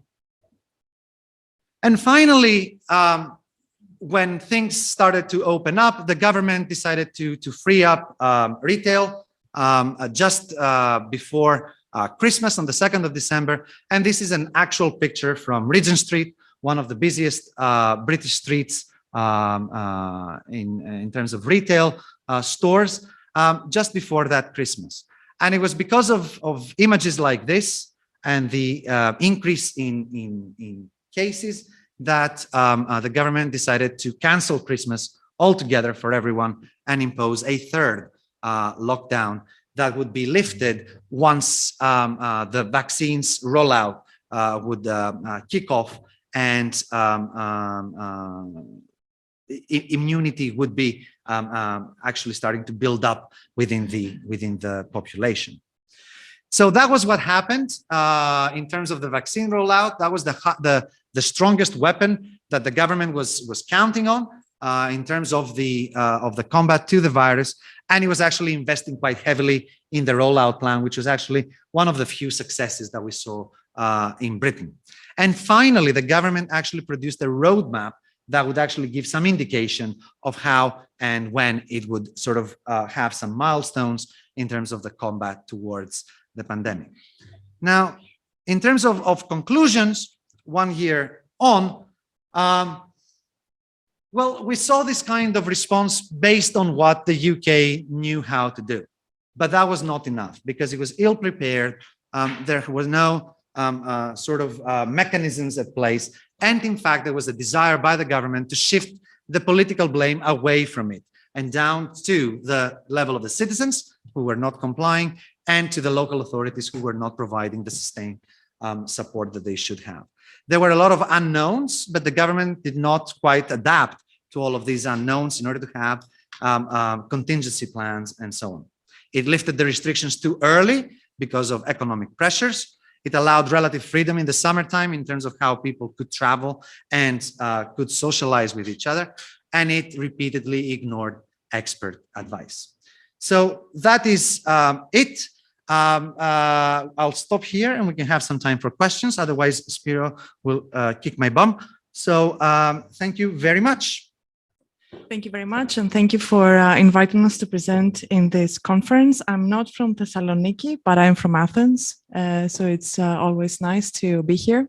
So ευχαριστούμε πάρα πολύ. It's perhaps a little peculiar they're presenting together, but there is a reason for this. We are part of the same publication as Fanny's explained with Nico, Fanny, and Jörgen. We are editing this book. And the interesting thing for us has always been how Sweden and Norway are actually different from each other, and why and in what ways the responses of Norway and Sweden differ. So we would like to present you today a few comparative ideas on why this is the case. So we are presenting Scandinavian perspectives from the response. Let me start by, yeah, there we go. Saying that in addition to this publication, we're basing our this presentation in recent research that we have done in different projects. A project on risk communication, a comparative project with Norway, Sweden, and 3 other countries, the UK included. Trying to understand crisis communication in response in the COVID environment. We also have looked at subnational responses in Sweden at the municipality level. And also a large report for sustainable governance indicators. And then we have looked at different policies. So that touches into what Nikos presented, not just the contagion mitigation measures, but also different policies and how countries have dealt with the COVID response in general, fiscal, economic policies, social policies, and things like that. So what we're hoping to present is just a sort of a round understanding of the Scandinavian environment. I will say first that in terms of the institutional and policy style background in Scandinavia, we're talking about Scandinavian corporatism. That means that there is a consensual system in both Norway and Sweden, where bureaucracy is an important player in policy making as well as policy implementation. There is also a quite a pronounced participation of other actors rather in policy making. That means that other different organizations have a seat at the policy table, and that is organized civil society, organized interest, but not in the plurality of the US. It is a very boring policy making system in the sense that the discourse is not, it's not how should I say it, adversarial. So people don't air conflicts are not aired in the public. It's not that conflicts in Scandinavia do not exist, it's that they are taken care of at a different venue, not necessarily in the public eye. So the policy making system tends to be quite linear in that respect. In the background of both countries, I would also say that the local self-government is very strong. So the national government cannot tell the municipalities what to do in certain sections, including education, including healthcare, including the competencies. So it's not allowed. At the same time, in the Swedish constitution does not allow for the declaration of a state of emergency during peace times, period. And that has to do with the way the Swedish response played out. I also have a table from our book. We looked at policy styles integrating administrative policy capacity and inclusiveness. So basically, this is what I was just talking about, how what kind of administrative policy capacity is found in bureaucracies, and what degree of inclusiveness exists in the different countries that we looked at in the book. And we have a table, with a classic 2x2 with high and low administrative policy capacity and inclusiveness. One would expect that Sweden and Norway are in the same quadrant, but not exactly. Jörgen will talk about this in a minute. I will just say that, and I will mention in the conclusions as well, there is a Nordic administrative system when it comes to bureaucracy, but there is East Nordic and West Nordic. In Sweden, there is no ministerial rule, which means that the public agencies are fairly autonomous. The ministers only can give guidance and planning every year to the municipalities, but the agencies, but the public agencies can drive policy as they see fit. Whereas in Norway, the ministers are much more involved in the work of the public agencies, including, of course, the health agencies. And Jörgen will talk a little bit more about the differences. Mm-hmm. I will do that. Thank you very much. So just to give you a bit of empirical background to these two countries, neighboring countries. So Sweden has a population of slightly over 10 million people. Quite many of them live in the urban areas, and urban is, of course, small urban area. I mean, Stockholm, the capital of Sweden, is 1.5 million people. So it's very internationally, it's not a large city, but the whole north of Sweden is among the most sparsely populated areas of all of Europe. But this plays really out how you implement policies, because especially in a COVID or a pandemic case, because it really matters how densely people congregate and how close they live. The average household size is 42 square meters, and over half of the population in Sweden live in single households, which is quite rare, even by European standards. We had a large number of people living in care home, because usually the elderly, they don't stay at home and staying with the family, so they move into elderly care facilities, and that really had an impact on the numbers, because very many people in the beginning were infected in those homes due to lack of strict measures. In Norway, it's roughly half the size in terms of numbers. They're much more spread out, even though there is more people in the south, but they also live in more than twice the size of households. So they have more space and not as many single households, of course. And just to give you a few numbers on healthcare also, so in terms of hospitals, there's a difference that in Sweden, they are run and owned by the regions. We have 21 of them in Sweden, but in Norway, they are state-owned. Healthcare is financed by taxes in both countries, but more in Sweden than in Norway. Quite low number of physicians and also intensive care units compared to the European Union average. Surprisingly enough, but the thing is that we have a very high level of public health, quite healthy public population. One important aspect of this that really made a difference also is that we have three principles in common and a fourth one. I will talk you through them. When it comes to crisis management, there is this principle of responsibility that entities that are responsible under normal circumstances for a particular business are also responsible under crisis or wars even. There's a principle of parity, so everything should stay as much as possible the same as under normal circumstances, and also the principle of proximity, so you don't install a separate structure if something is happening. So things should happen as closely as to the event as possible. And these make sense in very many of the hazards in crisis management that we see, but at the same time in pandemics they haven't not really been tested, and lately there is a discussion about this that they might change. There is also a fourth principle about collaboration. Collaboration is seen as the holy grail in at least Sweden, though because it's also regulated in the general law for public administration, but in Norway, it's a principle by law in crisis management. So there's a difference where it's placed. In terms of responses, just to give you an idea, I'm sure you heard quite a lot about Swedish response in the beginning, that we didn't do anything, but in fact we did. We had a lot of measures, but they were recommendations and guidelines, not strict measures. But in reality, they were, but there might not be any punishment if you break them.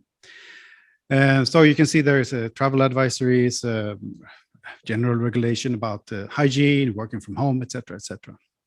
They were roughly the same in Norway, but there is this distinct difference to how they are framed. So in Norway, it's more regulated. There was early on a regulation by the Minister of Health to combat the pandemic. They played up those four principles that I just mentioned. They were not very important in Sweden, not in the communication at least. But in both countries, there were no ad hoc entities established.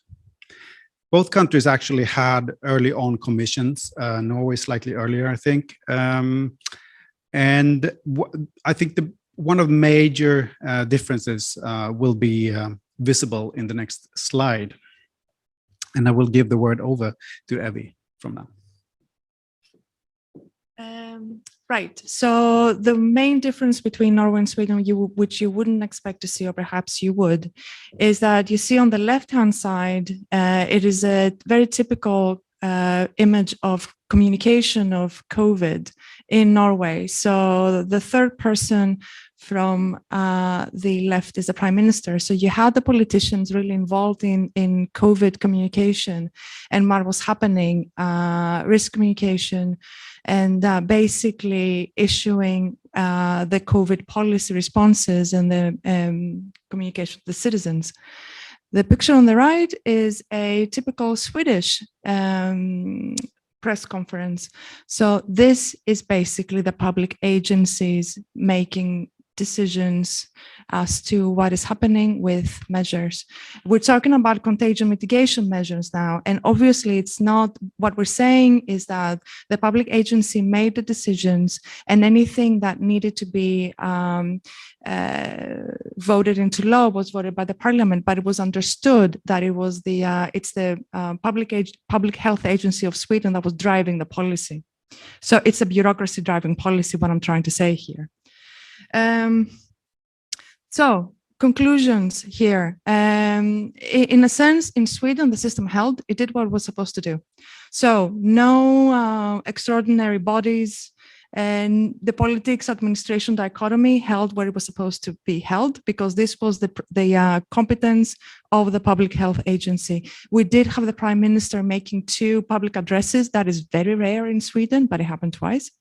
And the idea, and we saw that in the municipalities as well, a resilient system is one that is able to absorb shocks without going to an extraordinary decision-making structures. So this was seen again as the competence of the bureaucracy, because the bureaucracy has expertise.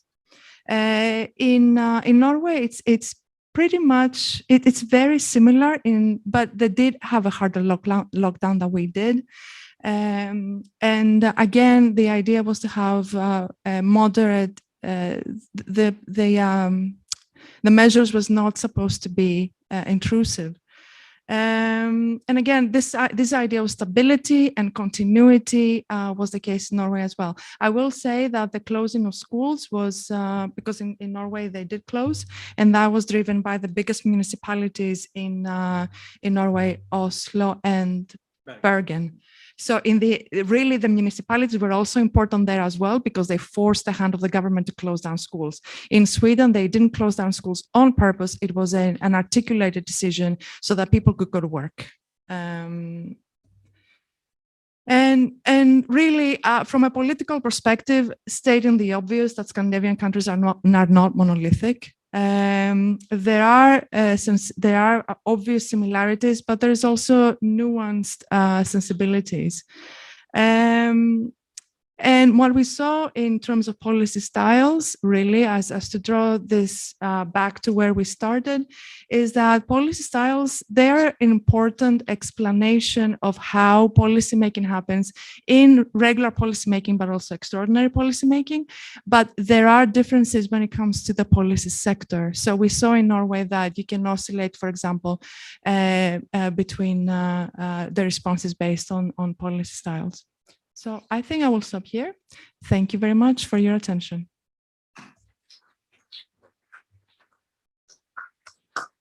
Thank you, Evie. Thank you, Jörgen.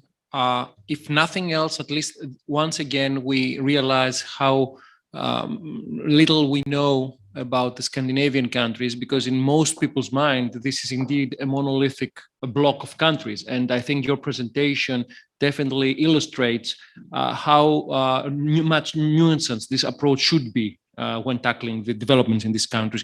Anyway, I hope we will have some time to discuss that further in the Q&A session. Now I would like to give the floor to Dr. Alexandros Kyriakidis, who will present the findings, the database that has been developed, and which is the core to what I get of these projects. And so, Alexandros, the floor is yours.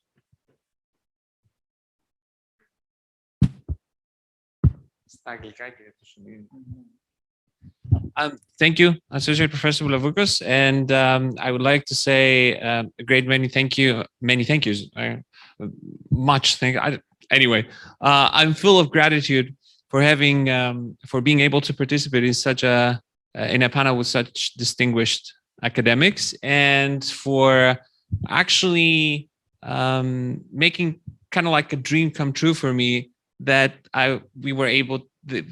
these academics were able to use something that originated as a thought in my mind for the research. So I will talk about the GovRM COVID-19. This is the first Greek independent observatory for COVID-19 government response measures. So the idea began in September, October 2020, and then the proposal was submitted at the Center for Research on Democracy and Law. For this observatory, it was approved, and it was given the green light by Associate Professor Papadopoulos. And so we started with our limited resources, gathering some information about how governments responded to the crisis, specifically what the Professor Zahariadis referenced as non-pharmaceutical interventions. So mostly restrictive measures, or measures that restrict in one way or another freedoms that were previously existent. So why would we do that? First of all, when this idea started, there were very few, if any, such observatories. The most prominent one was and still remains the Oxford COVID-19 tracker, and And there is also an observatory which is based on the Technical University of Munich. These are the two most commonly used. What is different with our observatory? So in running through both of these observatories, there were very limited, if any, sources available for the measures that were being coded.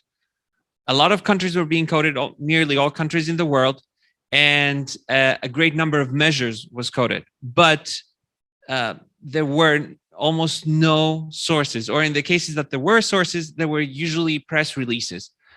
The idea of our observatory was to see what measures were actually implemented. And I have to make a disclaimer here. We did not analyze, or we did not investigate if those measures were implemented correctly on the ground, but we do investigate what measures were implemented. And the only way to make sure that you code the measures that were implemented was to look at legislation. So what we do is a very painful and painstaking process of going through each country's legislation for each specific day for any one of the 13 measures that we code. The measures that we code is freedom of individual movement, use of masks, public gatherings, education in a number of levels, food services and food retailers, sports facilities, inter-country travel, international transportation, work and other interior spaces, which are not included in any of the other codes, public events, retail stores, and religious places and ceremonies. So for each one of these indicators, we have a different degree. This follows the similar logic of the other two observatories and a number of other observatories that have and databases that have been created. So one would be a recommendation, two would be a partial restriction of some kind, and then three would be a total restriction. In most cases, there are some exceptions, for example, in international travel. But this is the base. So for each day, we follow the specific legislation of each country we analyze. That means that our sample is considering our resources, but also primarily the way we go about doing this. We have a very limited sample of countries because it takes a very long time to look at legislation, especially if it's not in a language that you necessarily understand or understand very well. And also because in most cases, legislation related to COVID was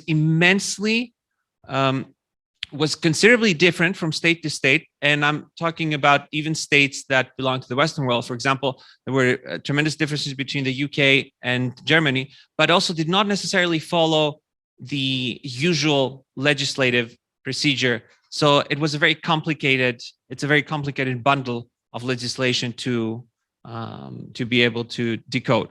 So that is what we did. That's how it started. And one other thing, perhaps a little bit more minor, that we aimed to offer, in the beginning, this did not exist in other observatories. It did exist, it does exist now, is that we began by looking at the sub-federal level. So for each of these countries, we looked at the federal or the national level, but also in the case of countries like Germany or surprisingly the UK, we, perhaps not so surprisingly, we followed the sub-national, the sub-federal level. And this yielded many interesting insights. For example, in Germany, there was, for a brief period of time, there were restrictions imposed to international transportation in Berlin that did not apply at the federal level. So technically, if you landed at an airport in Frankfurt, you would be fine. But if you landed at an airport in Berlin, the Berlin airport, then you would be quarantined. So these were interesting. Or another interesting example was the UK. And in the UK, as perhaps you know, there is no federal or I guess national legislation that applies to all nations or kingdoms, whatever you want to call them. So each had a different legislation for each of these indicators. And in many cases, given the legal tradition of the UK, for example, in education, there was basically no legislation at all. It was left entirely up to the educational institutions. So these were the two main innovations that we aimed. The third one concerns constructing a unified indicator for strictness. The Oxford Observatory has one, and I think the Observatory of the Technical University of Munich. What we aim to do different is that we do not weigh each indicator the same. For us, some indicators weigh more in calculating a strictness index and an overall strictness index than other cases. For example, the restrictions in the freedom of individual movement would have more weight than restrictions in retail stores. Okay, and we can discuss that in the question and when question time comes. So,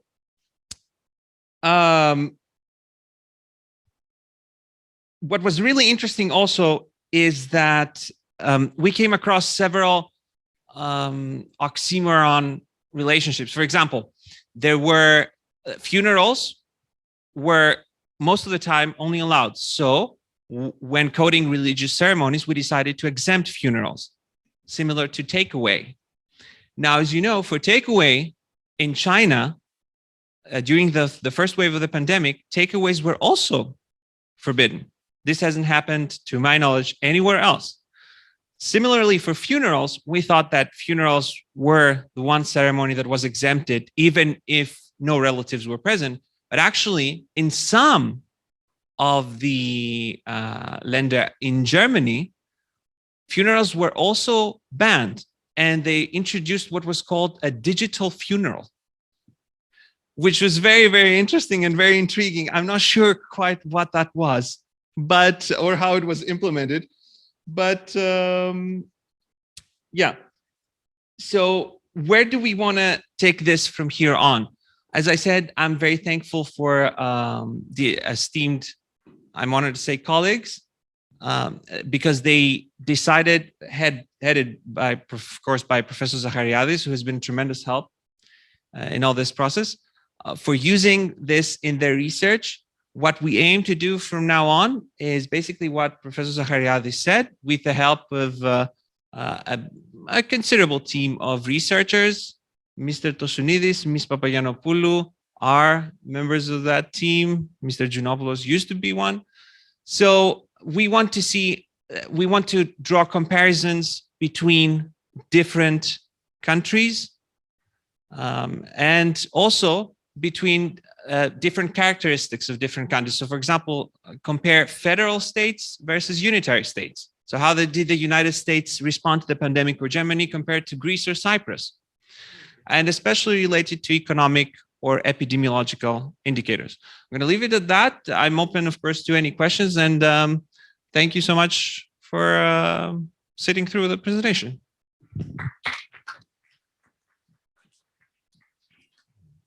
Thank you, Dr. Kyriakidis. I have to say that generating original data sets is a major asset for comparative research. And I think it's the currency of nowadays research, and helps a lot reaching decisions, and policy making helps enormously policy making. So I really have to commend you on this effort. And I know it is very difficult to get something like that organized and done. From previous experiences I have had, not that pleasant, I have to say. But still, one of the honors and the privileges of chairing such a panel is usually for the chair to raise the first couple of questions. I have more than a couple though, and I don't want to hijack this discussion. So I will just pass on that privilege and keep it as a reserve, because I know that I will have the chance to talk to you right after the end of the panel. So I will first ask the audience whether they would like to raise a question, and then if not, it will be my turn. So please raise your hand, introduce yourselves, and ask the panelists. Thank you. Yes, please. Yeah.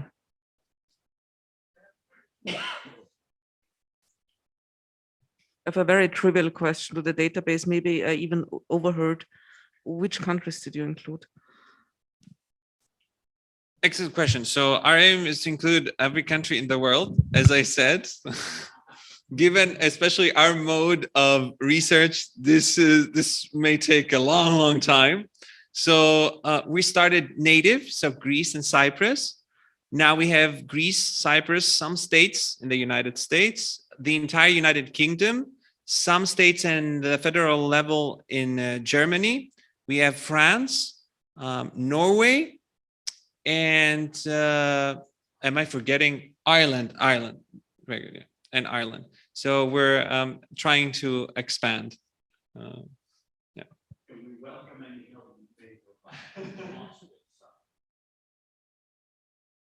Thank you for the question. Yes, please.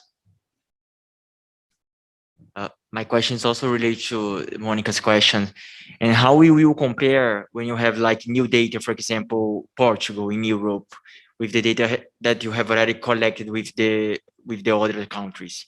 Because so far as I understood, you collect like a first round during the first wave. And now if you ask people, you ask also about the first wave and the other waves, how it will works if you expand like the research in a worldwide level. So we're not asking people. So all we do is looking for legislation with restrictive measures. So it's basically time is irrelevant. All we do is we have the code book and we look for legislation that is binding, that restricts or that affects some of these indicators. If we find that, then we code it.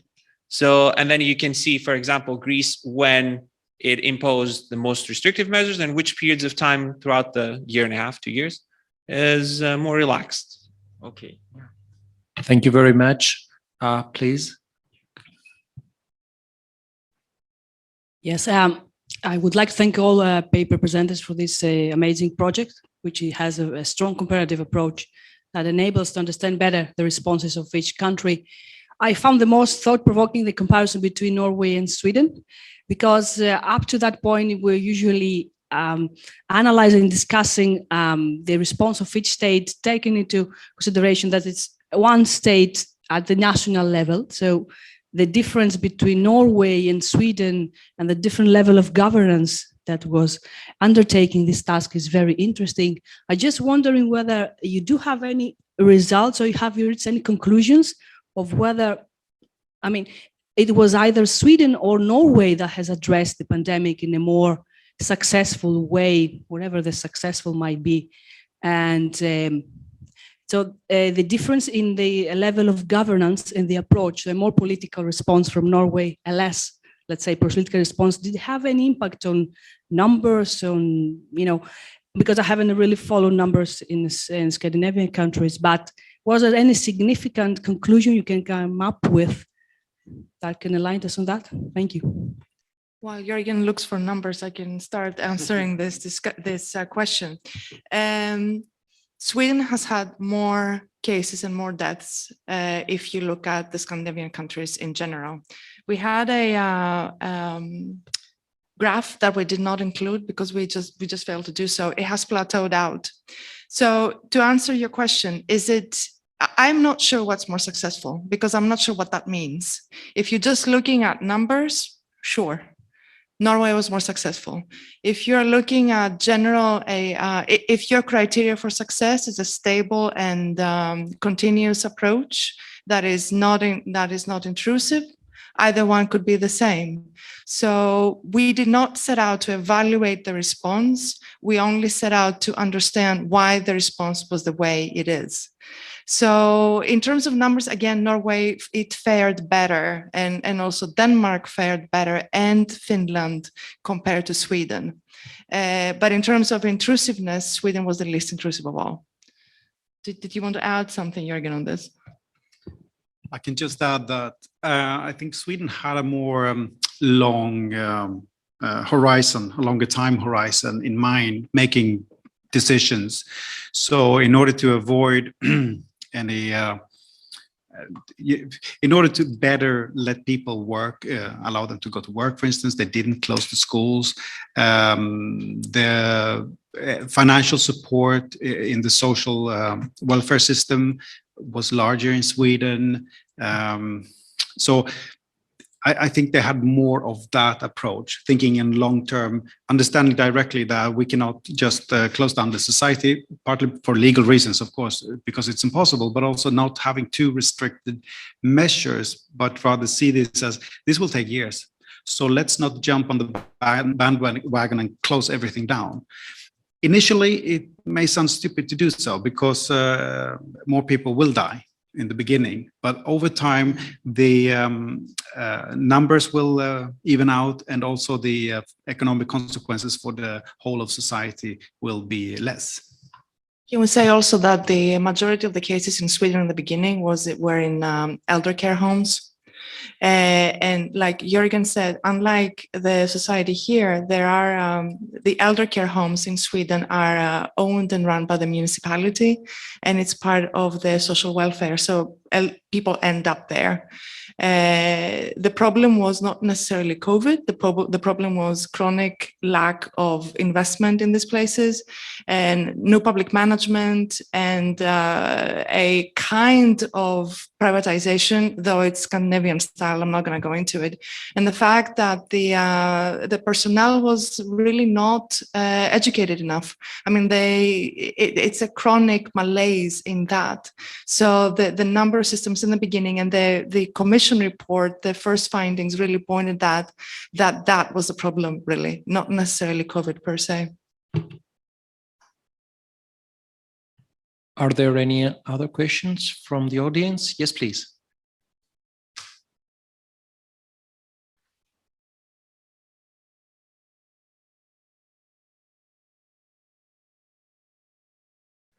Hello. Yes. I have a question for Professor Zahariadis. My name is Nenad Stojanovic from the University of Geneva. I was just wondering, you use as one of the main measures the number of cases of COVID. And as far as I could understand, I mean, it's very complicated.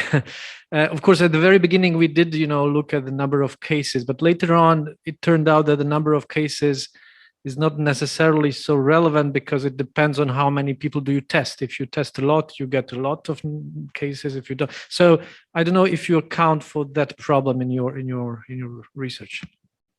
Thank you very much for the good question. The answer is yes. We did account for new tests. It was a control variable. I just didn't go into the entire detail, but yes, we did. Okay, then it's my turn, if I may. Take a, oh, is there one? Okay, sorry about that. You.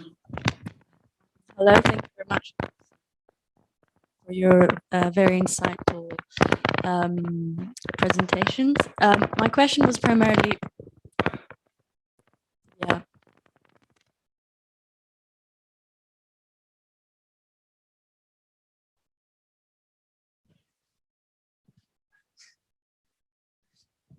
So my question was for the UK primarily, whether we could or you could describe the UK measures as unsuccessful, and how would you measure that lack of success? Would it be in terms of the death rates proportionally to the population? And also I wanted to ask whether other governments that had more strict measures, did they lose trust? Did the public lose trust in their government? Yeah, thank you.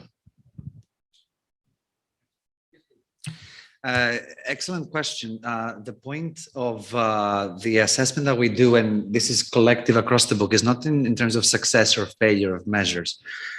We are not in a position to judge that as such. However, I would like to echo what my Swedish colleagues were mentioning.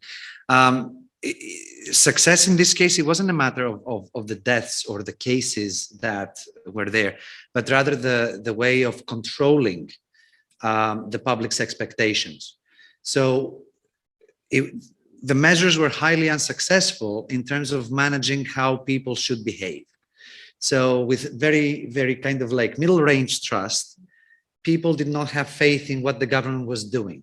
So effectively, you may have the right types of measures, but when people don't know what to do or how to adhere to those measures, or there is no monitoring mechanism to observe how those measures are adhered to, or your own government members are not adhering to those measures, then that's when we're talking about failure. And I think one of the biggest points that has been made, at least politically, is that the UK was quite late in introducing any kind of measures. So the first 3 or 4 weeks since the first outbreak of the pandemic in the UK, the government appeared to be in complete disarray. And that shattered even further the trust that the public had that the government could handle this crisis. And in fact, it came on the back of a very unsuccessful handling of the Brexit issue altogether for 3 years almost. Yeah. So, citizens were less likely to abide by those principles. And a lot of people actually tried to implement their own common sense in the way that they could protect themselves from anything else. The resources were not there. The planning was not there. And of course, the government was not really following scientific advice. It was just using scientific advice to just present different options. So at first, the UK wanted to follow the herd immunity standard that Norway was following. But at the same time, if you look at the actual press conferences of the government, they were saying things like, oh, it doesn't really matter if a few people will die, or they were actually telling the people, a lot of people will die, just so you know, but here's what we plan to do, which is you can go about your everyday lives as you would, which is quite strange. And in fact, over and over through the first year and consistently nowadays in the second year of the pandemic, we see this kind of failure to convince citizens that the government knows what it's doing. So in other countries where there may have been a top-down approach, let's take Greece, for example, when we look at the actual levels of trust in the government's handling of the pandemic, we see, at least in the first instance, a very high support for what was happening, which creates maybe a false sense of a rally round the flag type of effect, which is, let's put things aside for a second, let's get over this, and then we can oppose each other again. And we have found this in another study that I did with my good colleague Sevi Hatzopoulou from Roskilde University. We found that this polarization persisted even though we had a pandemic here in Greece. But that doesn't have to do necessarily with trust in government, but rather with communicating a particular message and convincing society that something needs to be done. In times of crisis, governments are only need to show that they're doing something. People will not judge them on the basis of whether that worked or not, but whether they did something or not. It is later in the aftermath of a crisis that we can go back and say, this was a successful measure or this was not a successful measure.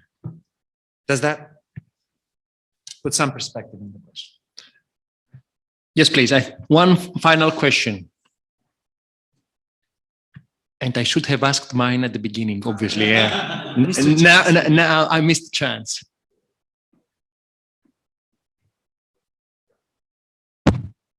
Works. Okay, so, right. So you don't go about evaluating success or failure. That's good. But how about integrating the institutional self-reflexive attitude of the actors themselves? And I'm referring, if my memory is correct, to a report, or maybe there were two reports actually, very critical reports in Sweden by some investigation committee or something, where the conclusion was brutal and straightforward, that we failed. And that is not something that is a public opinion poll. It is a royal investigatory commission, duly chaired and institutionalized. Now that changes probably things. I don't know what your response might be, but it's not about your own evaluation of the data or the compiled aggregated data, but it's about the self-reflexive, once against the actors themselves, and self-evaluation of the system that was used to manage the pandemic. So what about that? How do you integrate it methodologically? You just leave it out, no explanation, or that's. Are you referring to the Corona Commission? Yeah. When we wrote this is only 2020. So those particular chapters are for that year. At the same time, the first Corona Commission results came out November. And that was about the elder care homes. So that is integrated. I know and the Corona Commission is still, and the Corona Commission is not it's a public agency for the amount of time that it stays in session. So we actually presented results for the Corona Commission just the other day for the municipal level. So it still continues. I think the second part came out in 2021, Jörgen, October. So that is not integrated only because this is not the time frame that we're looking at. We're looking at only 2020. I don't know if you have anything to. I can add that there was a constant self-reflection from the Public Health Agency, and they also constantly referred to scientific evidence.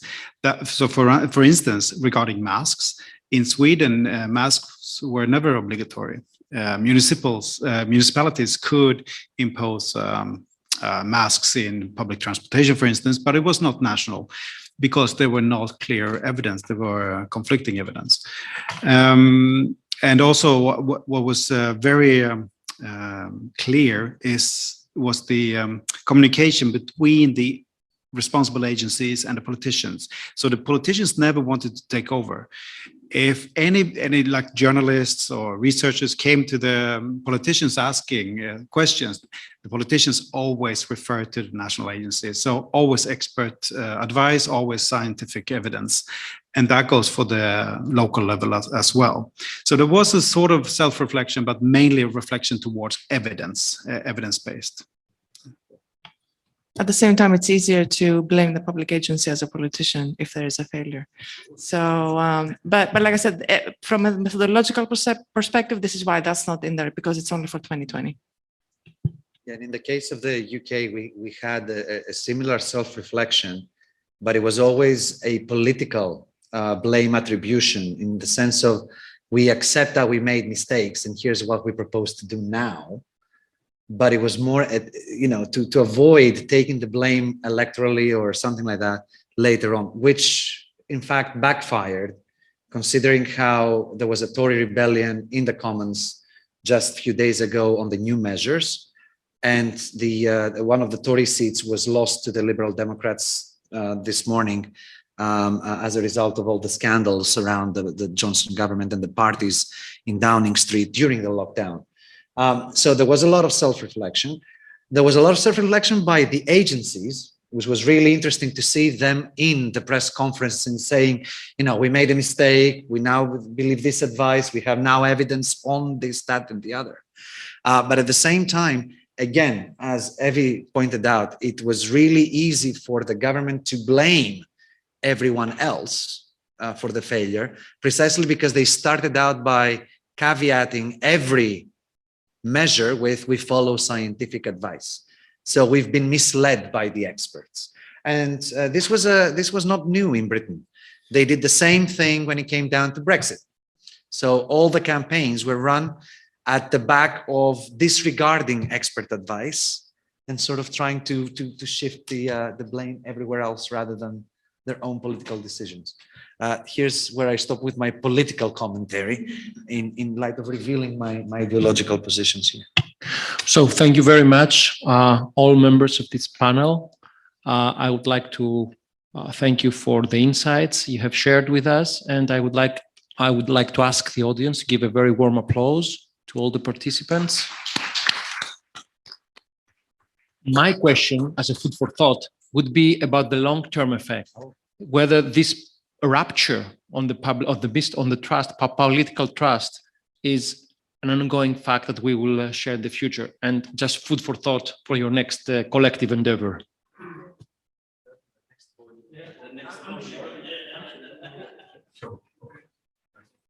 Thank you very much for staying around. I know it's late. I know you're tired. I know you really want to go. But we're happy you have chosen to stay, and we vouch not to disappoint you. This is the last and by far the best panel of the day. What was that? You will find out, my friend. You will find out. So we are going to be having 3 presentations. To my right is Dr. Panagiotidou, to my left, Dr. Chatzipantelis, and to my Syriza left is Ms. Lydia Papagiannopoulou, We will start in the opposite way than it is written in the schedule, just to tell Alexandros how we feel about what he's doing. So again, Dr. Panagiotidou, go first, please. Thank you very much. Good afternoon, everybody. In this panel, we will be talking about elections. At least we will begin with talking about elections. We will see some things about elections before the COVID situation and what is happening in those held during the COVID situation.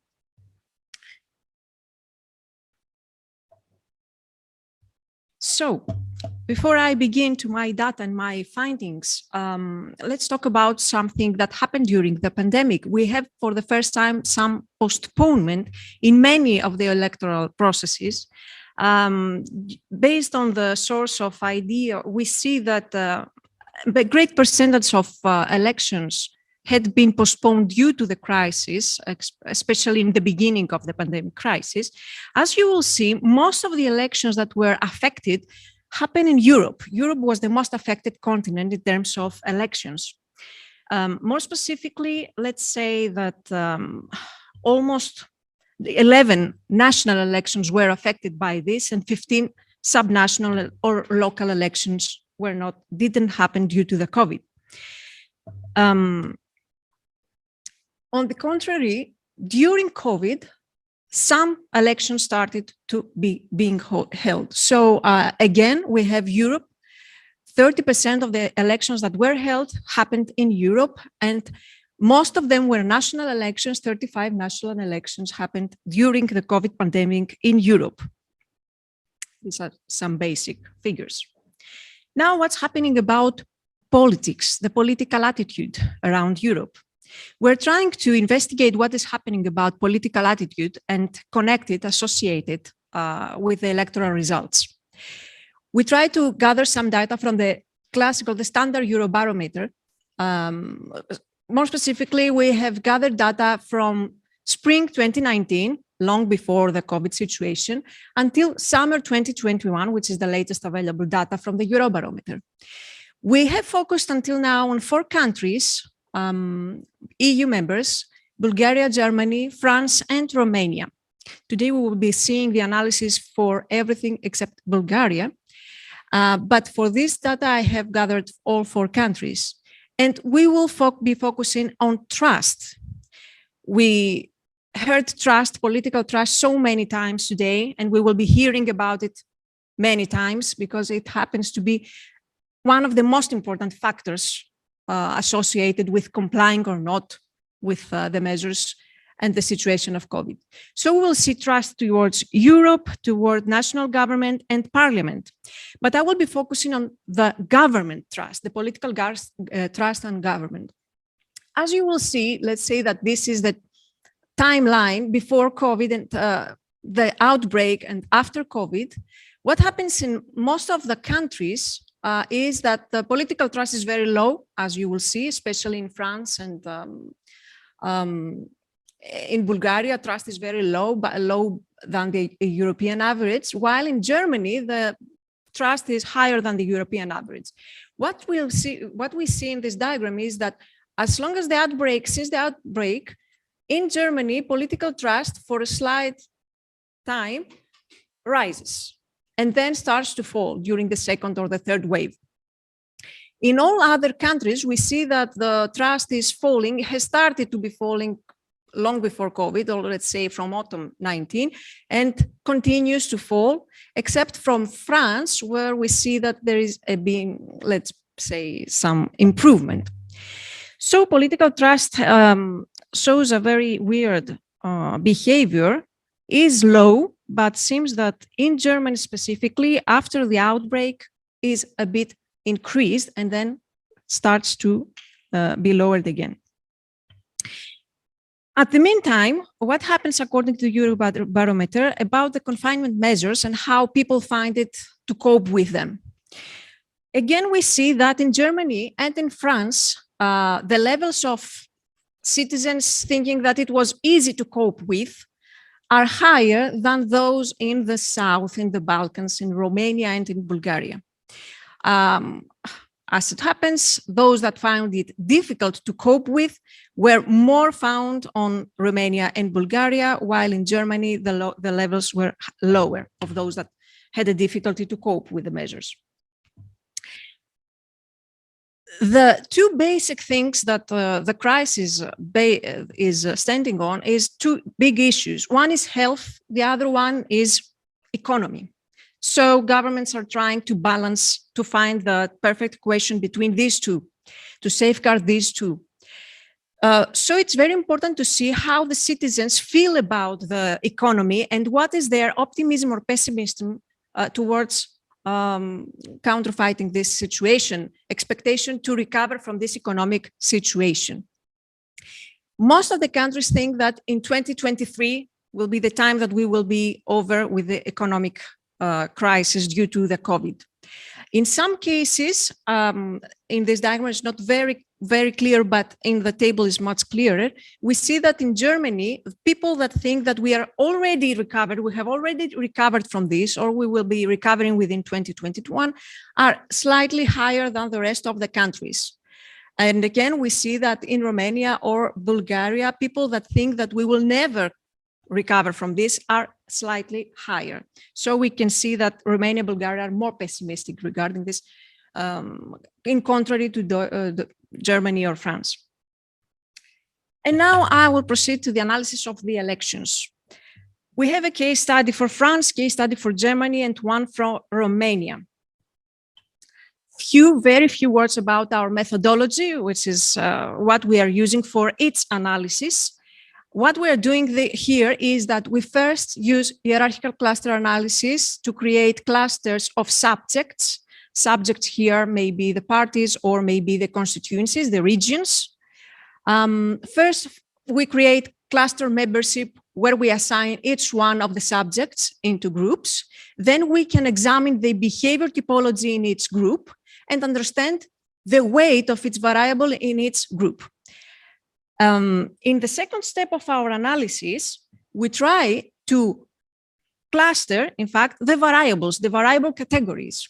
So now the cluster membership variable we created in the first step is analyzed together with the variables, the variable categories. And in this step, we use multiple correspondence analysis. So we create a set of orthogonal axes, okay, a Cartesian field. And after we apply cluster analysis for the coordinates for the variable categories on the factorial axis, we produce our final output, which is a behavioral map, a semantic map.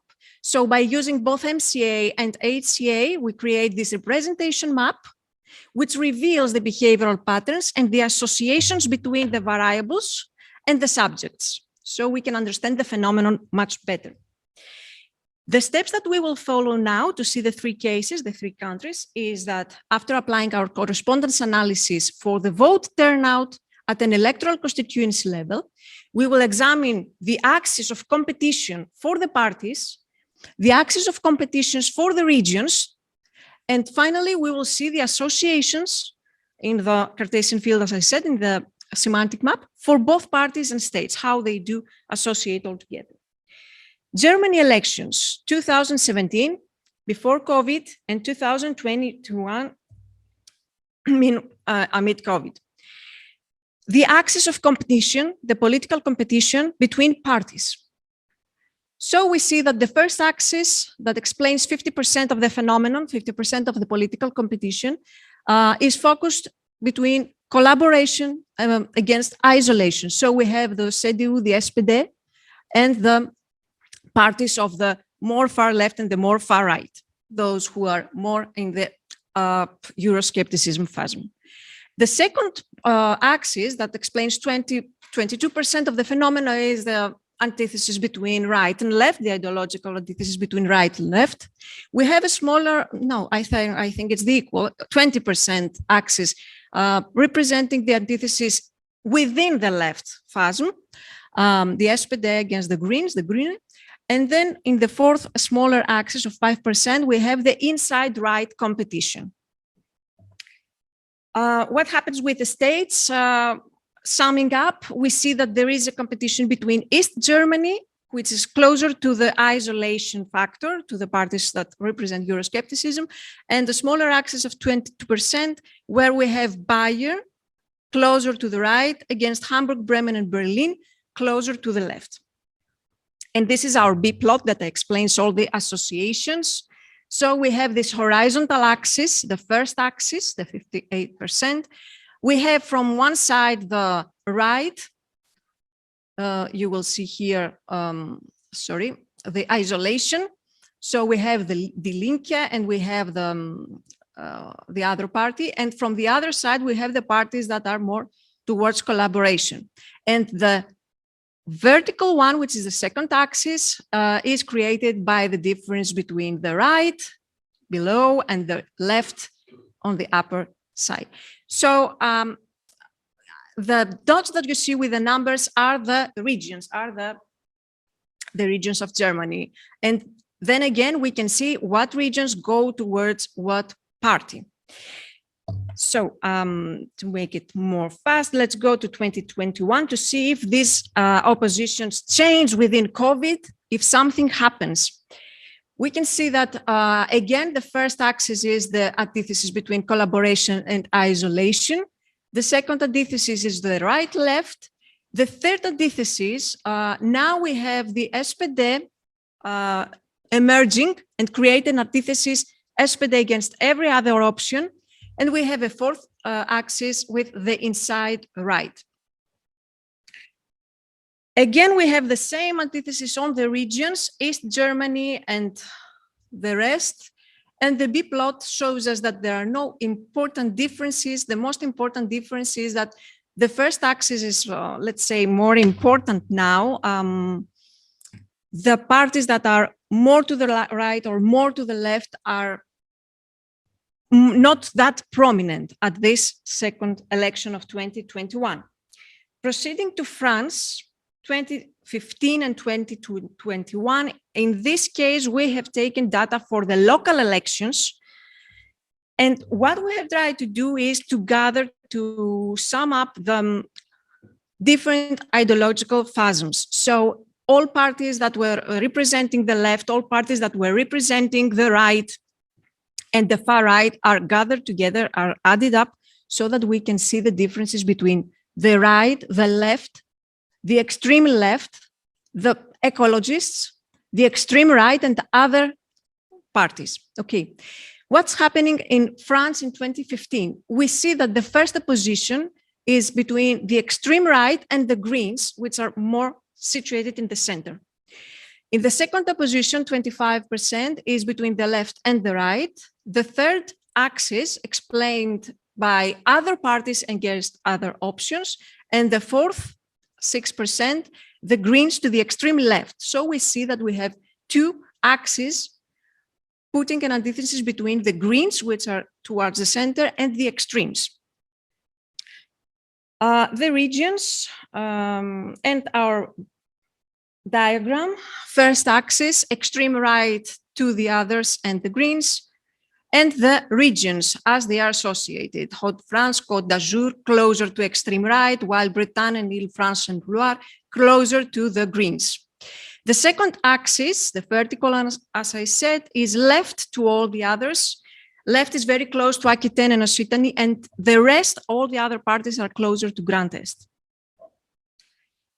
Moving on to 2021, we see that the first opposition now is left to right, followed by the second axis, the center to the extreme right, and the center to the left and right. We see now that, first of all, we have left to right. So again, we see that the extremes are much, let's say, are of lower importance in this political competition environment. Again, the regions with not many changes. Basically, we see that the competition is summing up, is gathering in comparison to 2015. First axis, we have the right party, we have the left on the other side with the regions associated to it. And on the vertical axis, we have the center versus everybody else, and mostly the extreme rights.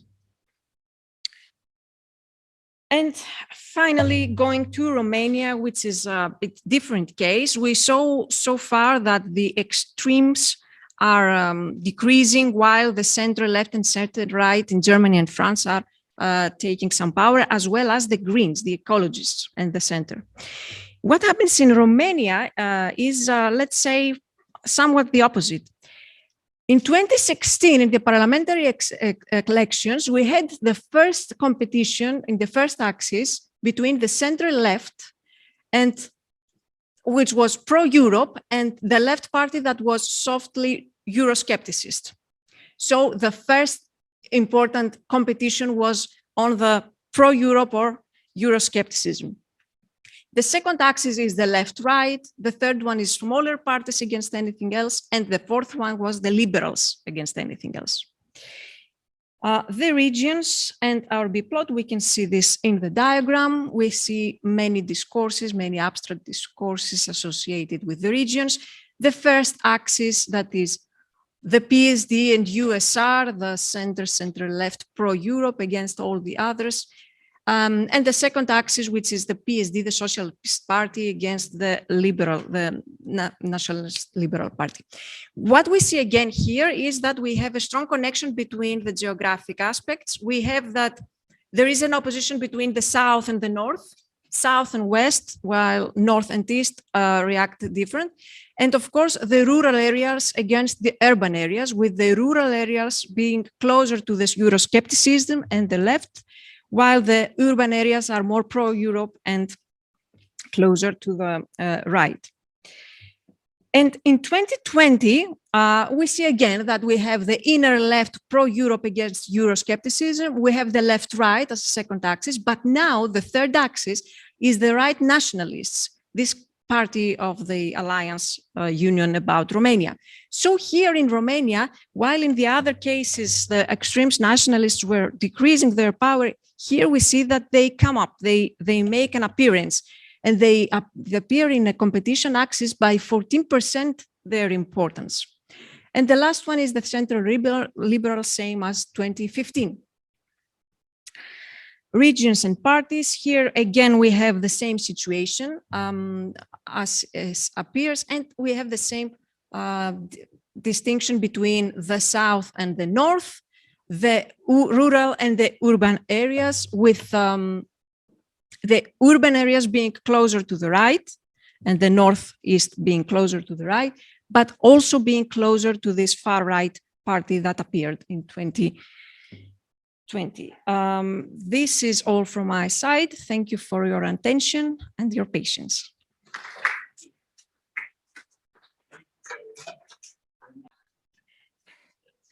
Thank you very much.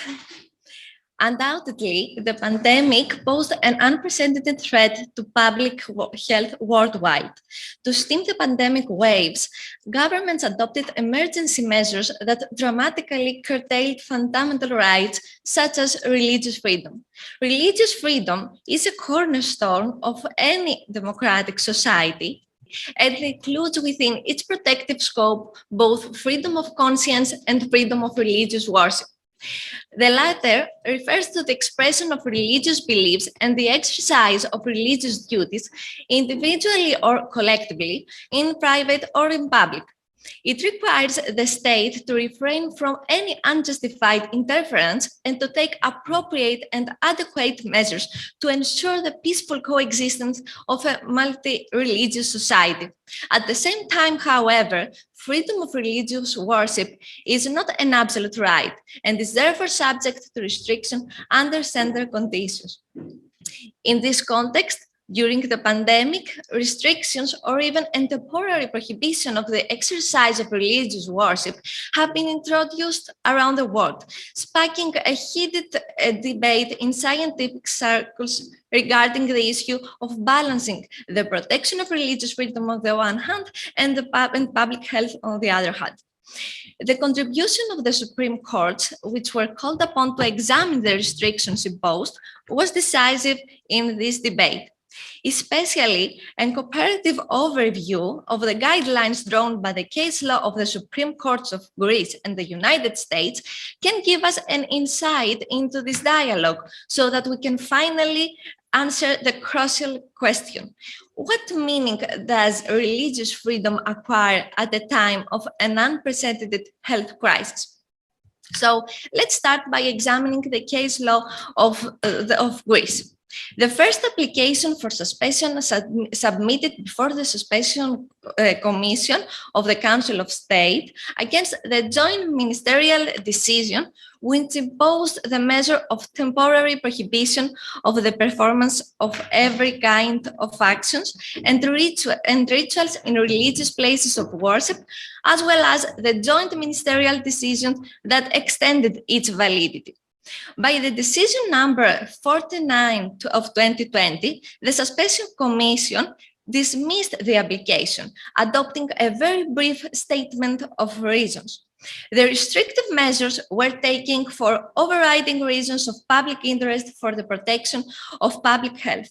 The key factors in its judgment were, on the one hand, the entirely temporary nature of the restrictions measures taken and their reasonable duration, and on the other hand, the absence of alternatives for the effective protection of public health.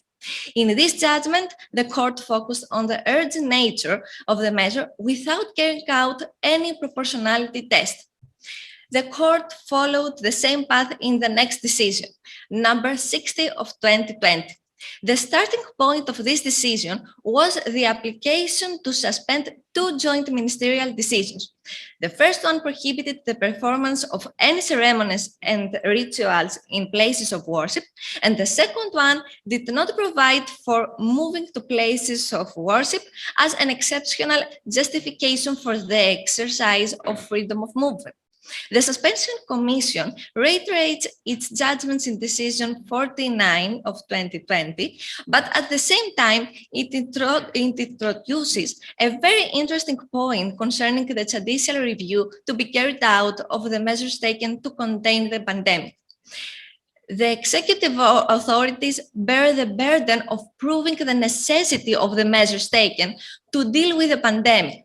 In other words, the executive authorities must prove that they chose the mildest means to achieve the aim pursued. The judicial review of the fulfillment of this executive authority's obligation is based on an in concreto control of the administrative file and the time elapsed from the appearance of the emergency for the confrontation of the pandemic on the other hand. We note, therefore, that the court addresses the problem of the uncontrollability of technical judgments by using the tool of the reasoning of administrative acts. Finally, the court once again issued one more dismissal ruling. In January 2021, the issue of the prohibition of the performance of rituals in places of worship was one more time brought before the Suspension Commission. In this decision, the Commission reiterated its previous decisions and held that reassessing the epidemiological data, the same exceptional grounds for the protection of public health exist, justifying the adoption of restrictive measures in question. It is extremely interesting that in this judgment, despite the interpretive tool of the judgment of the previous judgments, the decision number 60 of 2020, it focuses exclusively on the nature of the measure, without undertaking any in concrete examination of the fulfillment of the executive authority's obligation to adopt the mildest measures.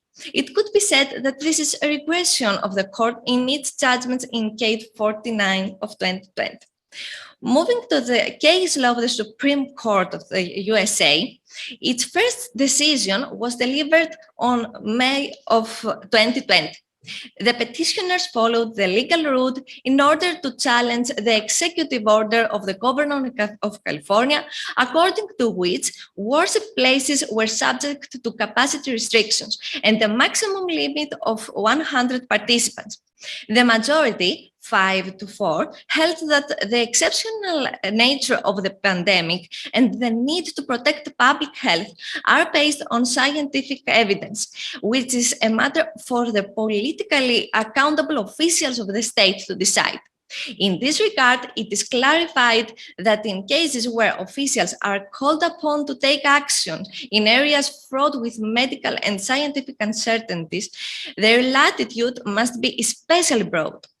Where those broad limits are not exceeded, they should not be subject to second controlling by the court, an unelected federal judiciary which lacks the background, the competence and expertise to assess public health, and it's not accountable to the people.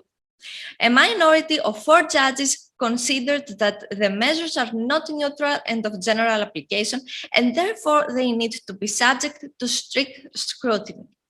Comparing the restrictions imposed on religious and other places, it was concluded by the minority that the principle of proportionality was not respected, as the executive authorities had not proved the compelling interest in restricting people to religious places of worship only.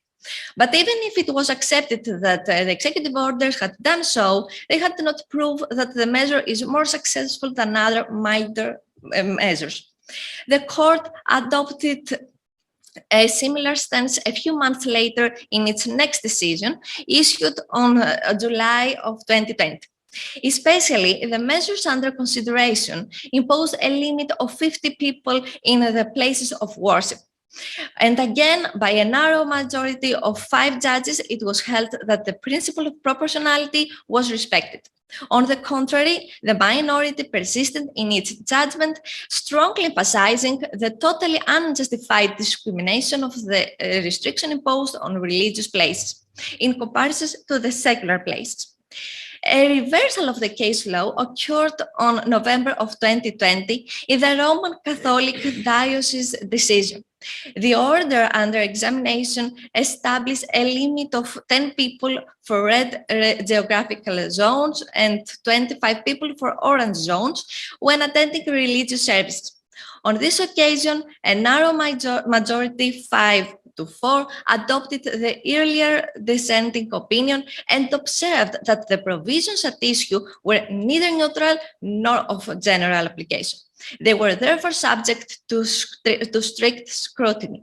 In particular, it was found that the religious community was discriminated in relation to other public and secular places at both zones of restrictions. In view of this, the majority conducted strict scrutiny of the proportionality principle, held that it was not proven that the religious organizations had contributed to the transmission of the virus, and that in any event, the state could adopt other milder measures to limit the spread of the pandemic. Accordingly, it concluded that discriminatory treatment against the religious organization is not justified. The 4-judge minority insisted on the broad discretion granted to the elected official in this case. Concluding, we can observe here that the narrow majority of decisions demonstrates the extreme difficulty of delivering a judgment on such a nebulous issue. Also, the reversal of the previous case law of the Supreme Court of the USA is fully justified by the fact that a reasonable period of time has elapsed since the emergence of the pandemic. The exceptional situation begins to acquire a permanent character, which cannot continue to serve as an absolute justification for the particularly restrictive measures. So, conclusions. It is noteworthy that the justice mechanism of both Greece and the USA adapted immediately to the need of the pandemic. Given the extremely short period of the validity of the measures under consideration, it is imperative that each state adapts its judicial mechanism in a way that would allow for timely decision-making.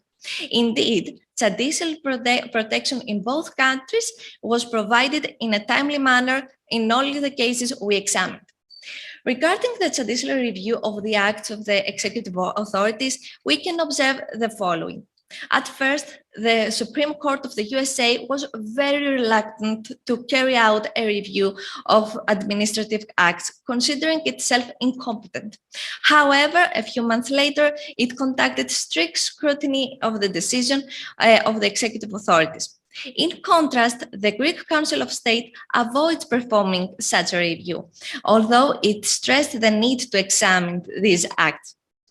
We could say that it gives a blank check to the executive authorities to act freely and without control in the name of protecting public health.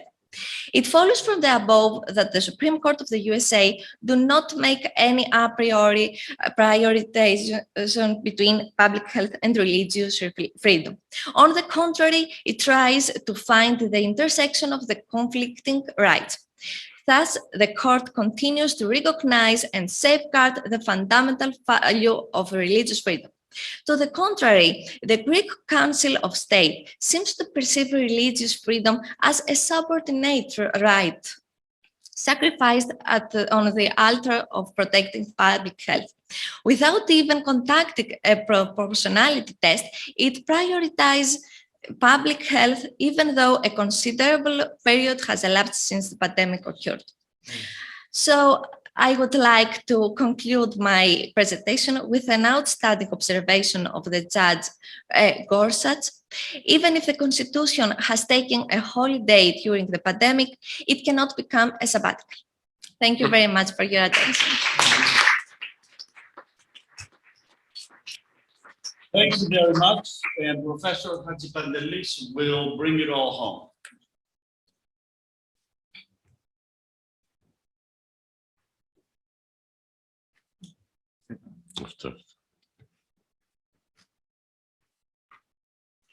Okay.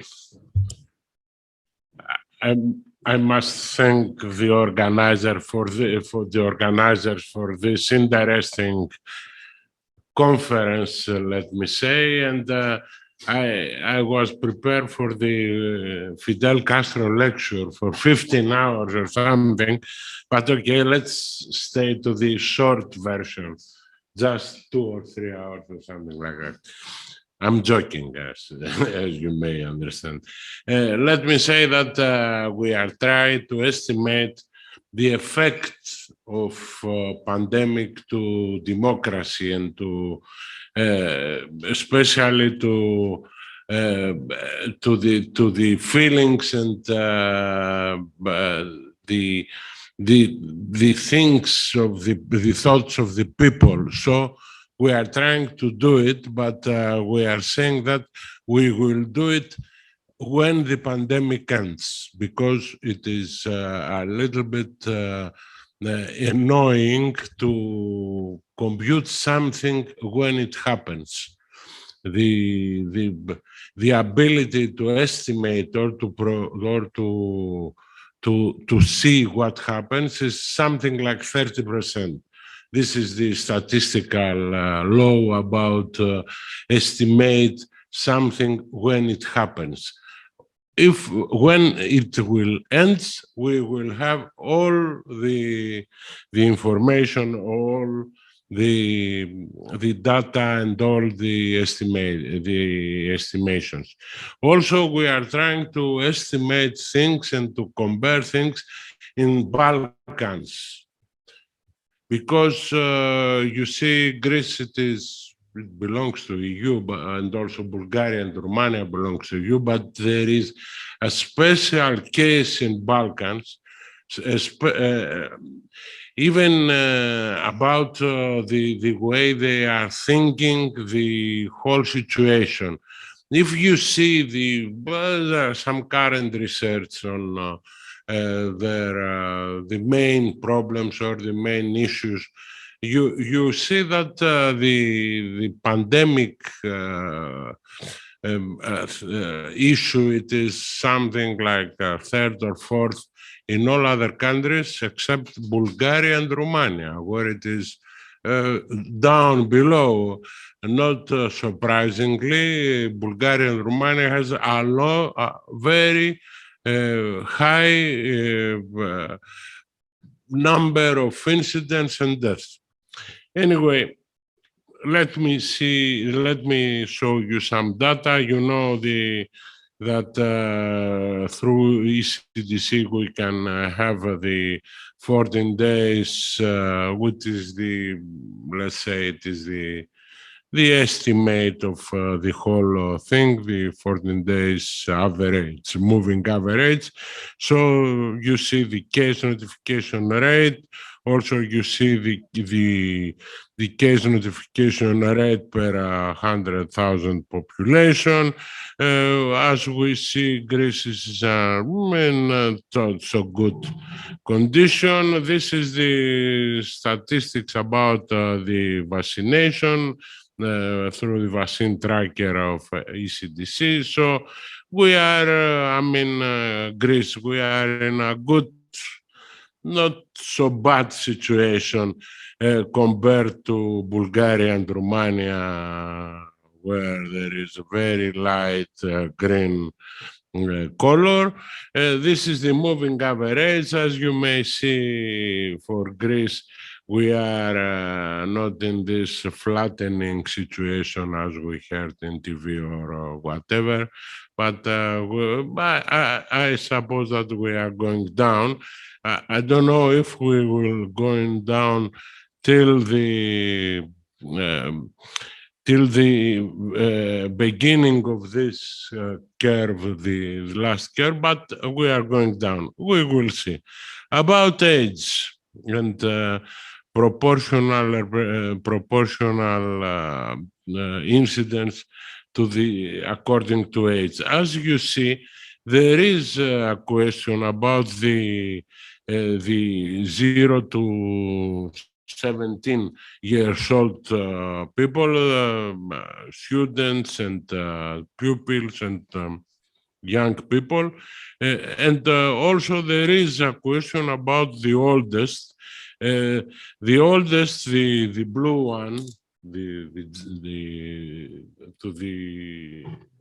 to your right, is the most the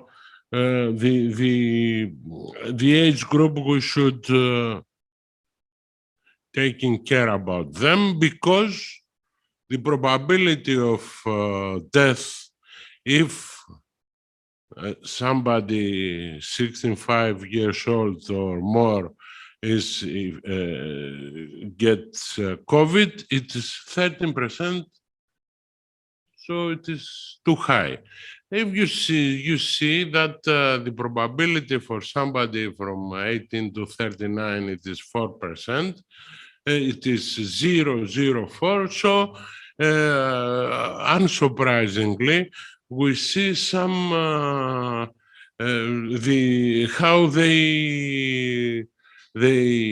how they are doing things. I mean, the people from 18 to 39. So they said, okay, I'm quite okay. It doesn't matter. For me, it would be nothing, because if the probability is 4 out to 10,000, that is really nothing, but it happens also. So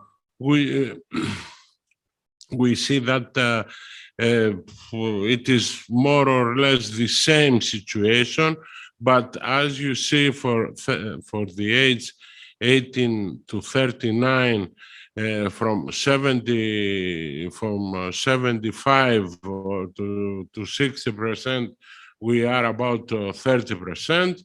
And for the age for 40 to 64, this is the bad situation. For 30%, there was 20, and then we are 35. Anyway, let's see the transmission rate for Greece. We are happy that the transmission rate is below 1. That means that we are going down. I mean, the whole incident, the whole pandemic goes down, but for the moving average of deaths, we see that we are in a critical position. We will see in a month or something about it. And this is the incidence according to tests. So we are we are in a good position. Let me say a few words about vaccination. As you see, up to now, we are something like 80%, let's say 80%, 70% that are fully vaccinated, and there are 10%. Actually, it is 75% fully vaccinated, and 5% that are in a process to vaccinate.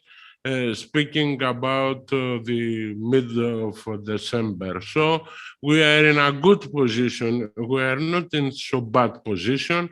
Let's see the whole situation. It is the curve of vaccination rise, so it is good. And let me say a few words about the impact of the whole situation. As you see, there is a survey of let's say 158 pupils and students in Greece from October to November in 2020. And in this, we see that 30% of the participants characterize the possibility of being infected as probable or very probable. But there were 20% of them, they say, it is unlikely I'll get sick. 20% of the participants are concerned about their future, and 30% of those are very fear, and they will have fewer opportunities than before the pandemic. And when they were asked to report their worries, what worries them most about pandemic, half of them say they were afraid that their family might get sick, and only 8% of the young people would get sick themselves. As we may as we know, the pandemic reduced all the social interactions, and they have negatively impacted the mental health. And also only some of them, let's say 4 out of 10, say they feel that they need psychological support, but as you may think, only 1/3 of them ask for help. Anyway, also we know that the online teaching tend to sharpen the digital divide, but it was a very, let's say, a very peculiar situation. Not only universities are more precise, and I think they do it better. But talking about schools, I mean, elementary and secondary education, I think it would be a peculiar situation, let me say. So just a few words about 3 surveys about population. I will skip this about the parties and say that about pandemic, there are 2 main discourses, not surprisingly, connected with parties. There is one by Syriza, Κουκουέ, Mera 25, and also the ultra-right party of Elliniki Lisi Greek Solution. And there is another discourse from New Democracy, Kinal, and undecided people. So the major discourse is that 27% of people disagree with restrictions, 40% agree with the restrictions, And there is an intermediate situation where 5% agree, 2% disagree, 7% disagree or don't know. As you see, 40% of the population connected with New Democracy, Assoc and Kinal and undecided people, they agree with the whole situation, with restrictions and measures, and 27% disagree. Connected with Κουκουέ, Syriza, and also Mera 25 and Ελληνική Λύση, Greek solution. We have also a lot of data from diagnosis through Metron analysis. May 21, 1,000, let's say, respondents.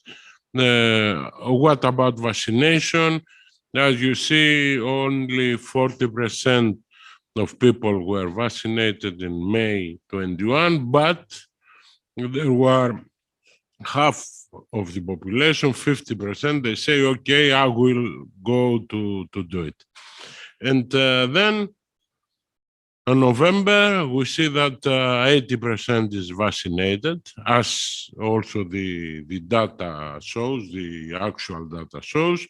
And there is 5% saying, I will vacinated. And there is 10% of people saying, I'm not, I don't, I didn't, and I will not do it. And about 6% they say, okay, probably I didn't do it. So we are also about feelings. Let me skip the feelings and say that there are three main clusters.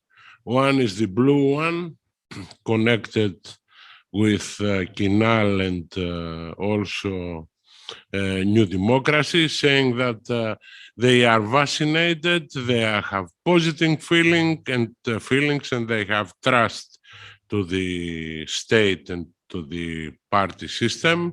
There is the green cluster in an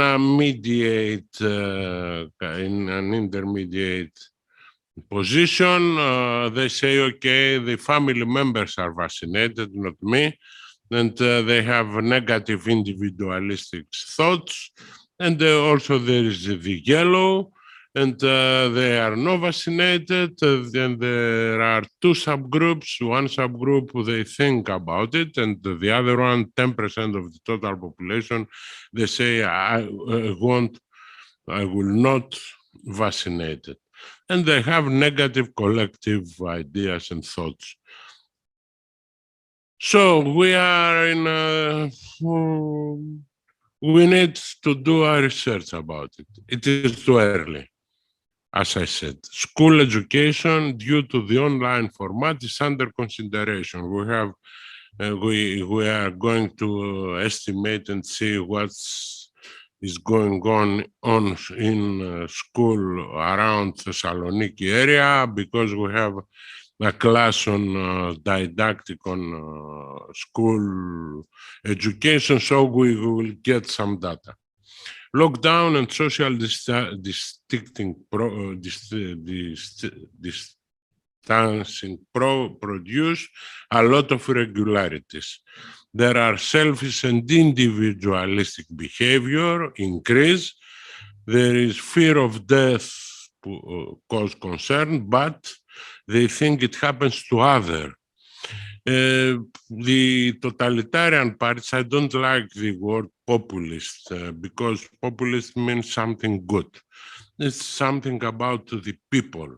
The ideas of those parties are totalitarian ideas, so I prefer to say that there are totalitarian parties, or left or ring or right wing, it doesn't matter. They state their concern about governmental reply and policies.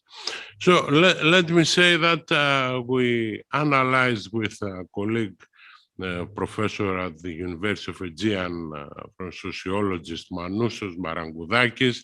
We we do an analysis about Greek crisis and cultural origins. Not surprisingly, the idea of the pandemic crisis and cultural origin is the same. Let me show you just a semantic map, as Georgia said in the beginning. And we see that the totalitarian the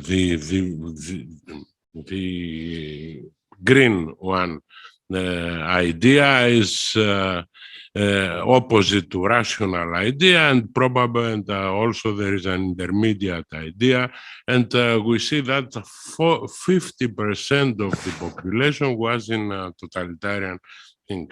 I don't think that I have more to say. Just that it is a trauma or it's an opportunity. We had a conference in the Aristotle University last August, I think, or October or something, about if it is a trauma or an opportunity. There is a change of social and individual habits. Individually, we need to take health measures. There is, we need to proceed to a rational choice and organization, to decentralize decision-making and planning. The state should go to the citizen and not the citizen as it happens to the state. We need deliberation and we need to use IT tools. So would be a trauma. What are the political consequences? We will see in the next elections. What about social and educational and economical consequences? We will see it after Easter, I think. Next, let's say next summer. We need comparative research and policy evaluation, but it is not a world war. It isn't a trauma as the World War was for the planet or the period from after the World War for Greece. So it isn't a world war. In a few years, 1 or 2 years after the pandemic, we will say nothing happens, everything is okay. We will go back to our usual life, but there were about 30,000 of Greeks dead from the pandemic. So just a few words about our next project on observatory. We will aim to start a research for analyzing policies implemented in countries. So you may help us, John, and the whole department and laboratory during the pandemic in order to prevent its spreads and the results or effect on the social, political, and state sphere. We are talking about institutions and parties, about repercussion of these policies on educational, economic, and political sphere, and also the perceptions of public opinion. Okay. Let me stop here. It is also the Fidel Castro very short version. Thank you very much.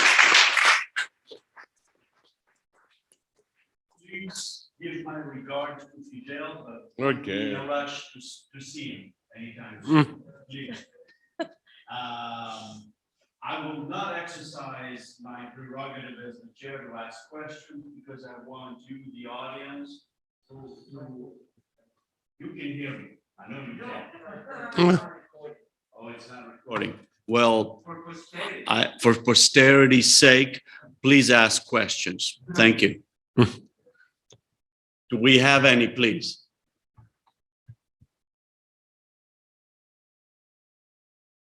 Does posterity have any questions? Yeah, of course. Yes. Please. The last thing the last thing you said, can you repeat it? The last one. Yes, of course. It is an observation of the Judge Gorsuch. Mm-hmm. Can you hear me now? Even if the Constitution has taken a holiday during this pandemic, it cannot become a sabbatical. It's very interesting, but why you are saying that it was a holiday for the Constitution? Why? Hmm? Judge who says that. Okay. Thank you very much. Okay. Thank you. Okay. Yes, thank you. Professor Exadaktylos, please.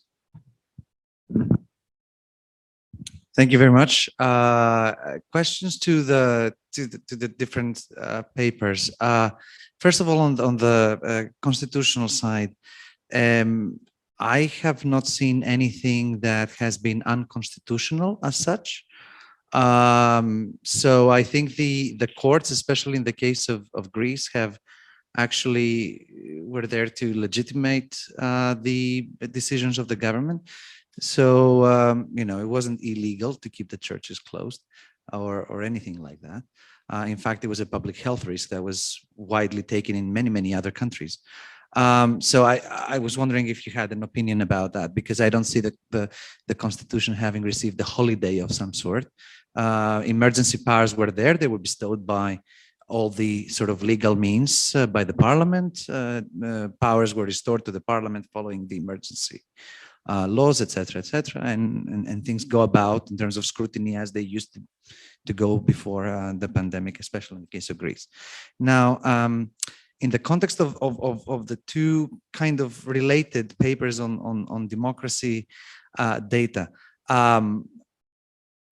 what can we do with this quantity of data? How can we inform our understanding about the state of democracy in the context of the pandemic and in the aftermath of the pandemic? So, Professor Chatzipantelis, you mentioned that, it's not a world war, so the trauma is not that deep, but is it not a trauma that continues on from the decline of political trust in formal political institutions, for example, the advent of populism and populist actors in the case of the Balkans? I mean, Bulgaria and Romania are classic cases by now of populist radicalism, so to speak, and in government.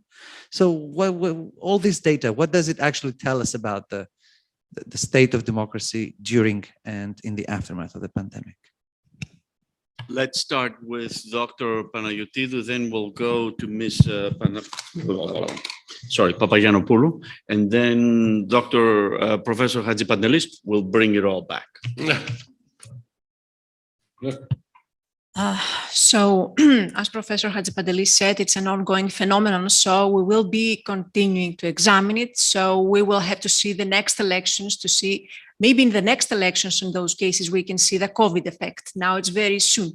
What I can understand from these cases that I've worked now with the professor, and we are continuing to work on this, is that in some cases where political trust is high and the economy is more strong, then people comply more, and we see that we have a centralization of political life. So the extremes, let's say, subside due to the situation, which is connected with political trust, I think. But in situations like Romania, Bulgaria, and other cases in the Balkans, we see that the main issue remains to be economy. The parties, their competition is with the economy, and they still have issues regarding pro-Europe against Europe. So we see that the far right is rising there. So we see this difference, and we don't know yet if it's a COVID effect. maybe we can understand that in these cases, in these countries, it is not a COVID effect because economy is, let's say, is wounded by the COVID effect. So economy becomes more important, the economic crisis becomes more important. So we have this rise from the right-wing parties, the far right-wing parties. While in the Central Europe and the stronger economies, we see exactly the opposite. This is what we see until now. Thank you for your question. I believe that the Constitution has taken a holiday only to some countries. And the Supreme Court of the United States, I believe that they implemented the Constitution in a proper way. But other countries like Greece, and we could see, we could observe it by examining the case law I referred to, there was, the Constitution has taken a holiday because there was not, they tried, there was not even a personality test on the restrictions of the fundamental right of religious freedom. So when we have a restriction imposed on a fundamental freedom without even conducting a proportionality test, how can we say that the Constitution is implemented here? Thank you.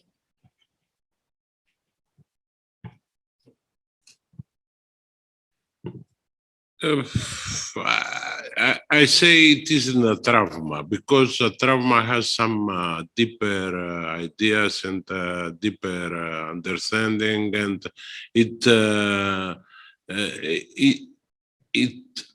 lasts for let's say for 20 or 25 years. Every pandemic in the history of mankind has an effect about 1-2 years, something like that. The last pandemic was 100 years ago, so it lasts for 2 years or something like that, and then everybody just didn't care about it. So this will also happen. In 1 or 2 years, we will forget about everything, and we may say that there were 30,000 Greeks dying from pandemic, from COVID, but anyway, it is a bad situation, but we will forget it. About politics, the whole idea is that the governments are more stable during pandemic because the average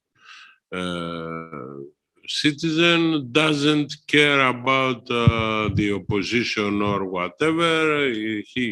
He or she cares about the whole situation and how we will return to our usual life. There is a minority of, let's say, 5% or something like that. They don't have any trust to the political system or to the party system in each country, and they say, okay, I don't like to vaccinate, I don't like to wear mask, I don't like, I like to do whatever I want. But anyway, this happens. This is the some phenomenon. We will see it always in every situation. So the main idea about pandemic is that the government is in a good position, best, even in Bulgaria and Romania, because in Bulgaria the situation is that the government party disappear, lost half of his power, and another one goes up, a new party, and although there is a very distinct situation, Bulgaria, it's a very distinct situation. Also Serbia is a little bit different. We will see. I mean, we have in front of us 1 or 2 years. Let's hope that after Easter or let's say about the summer, we will get rid of the pandemic and we'll be happy to see, to have our next conference in person, not this hybrid form and whatever.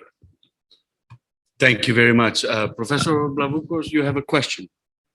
Just a small comment on the political effect of the pandemic. And I understand that it's obvious that you're trying to compare, elections already held and trying to guess, or not to estimate changes and shifts. And obviously you're saying that we will have a much clearer view of what is happening nowadays only after the next round of elections, whenever they're held in which countries. And I'm just suggesting that actually we do see the political effect of the pandemic in the primaries.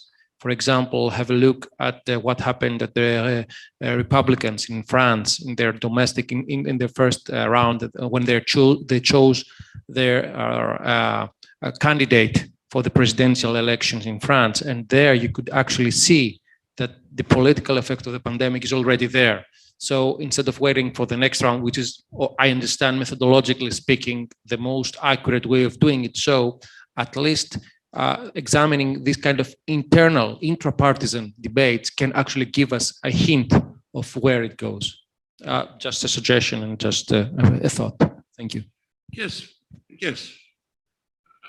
I may say that if we have also if we see what happens in Kinal, the internal, for the election of the leader of Kinal, we can also understand what's going on with pandemic, also with in France about the Republicans, or in Germany about the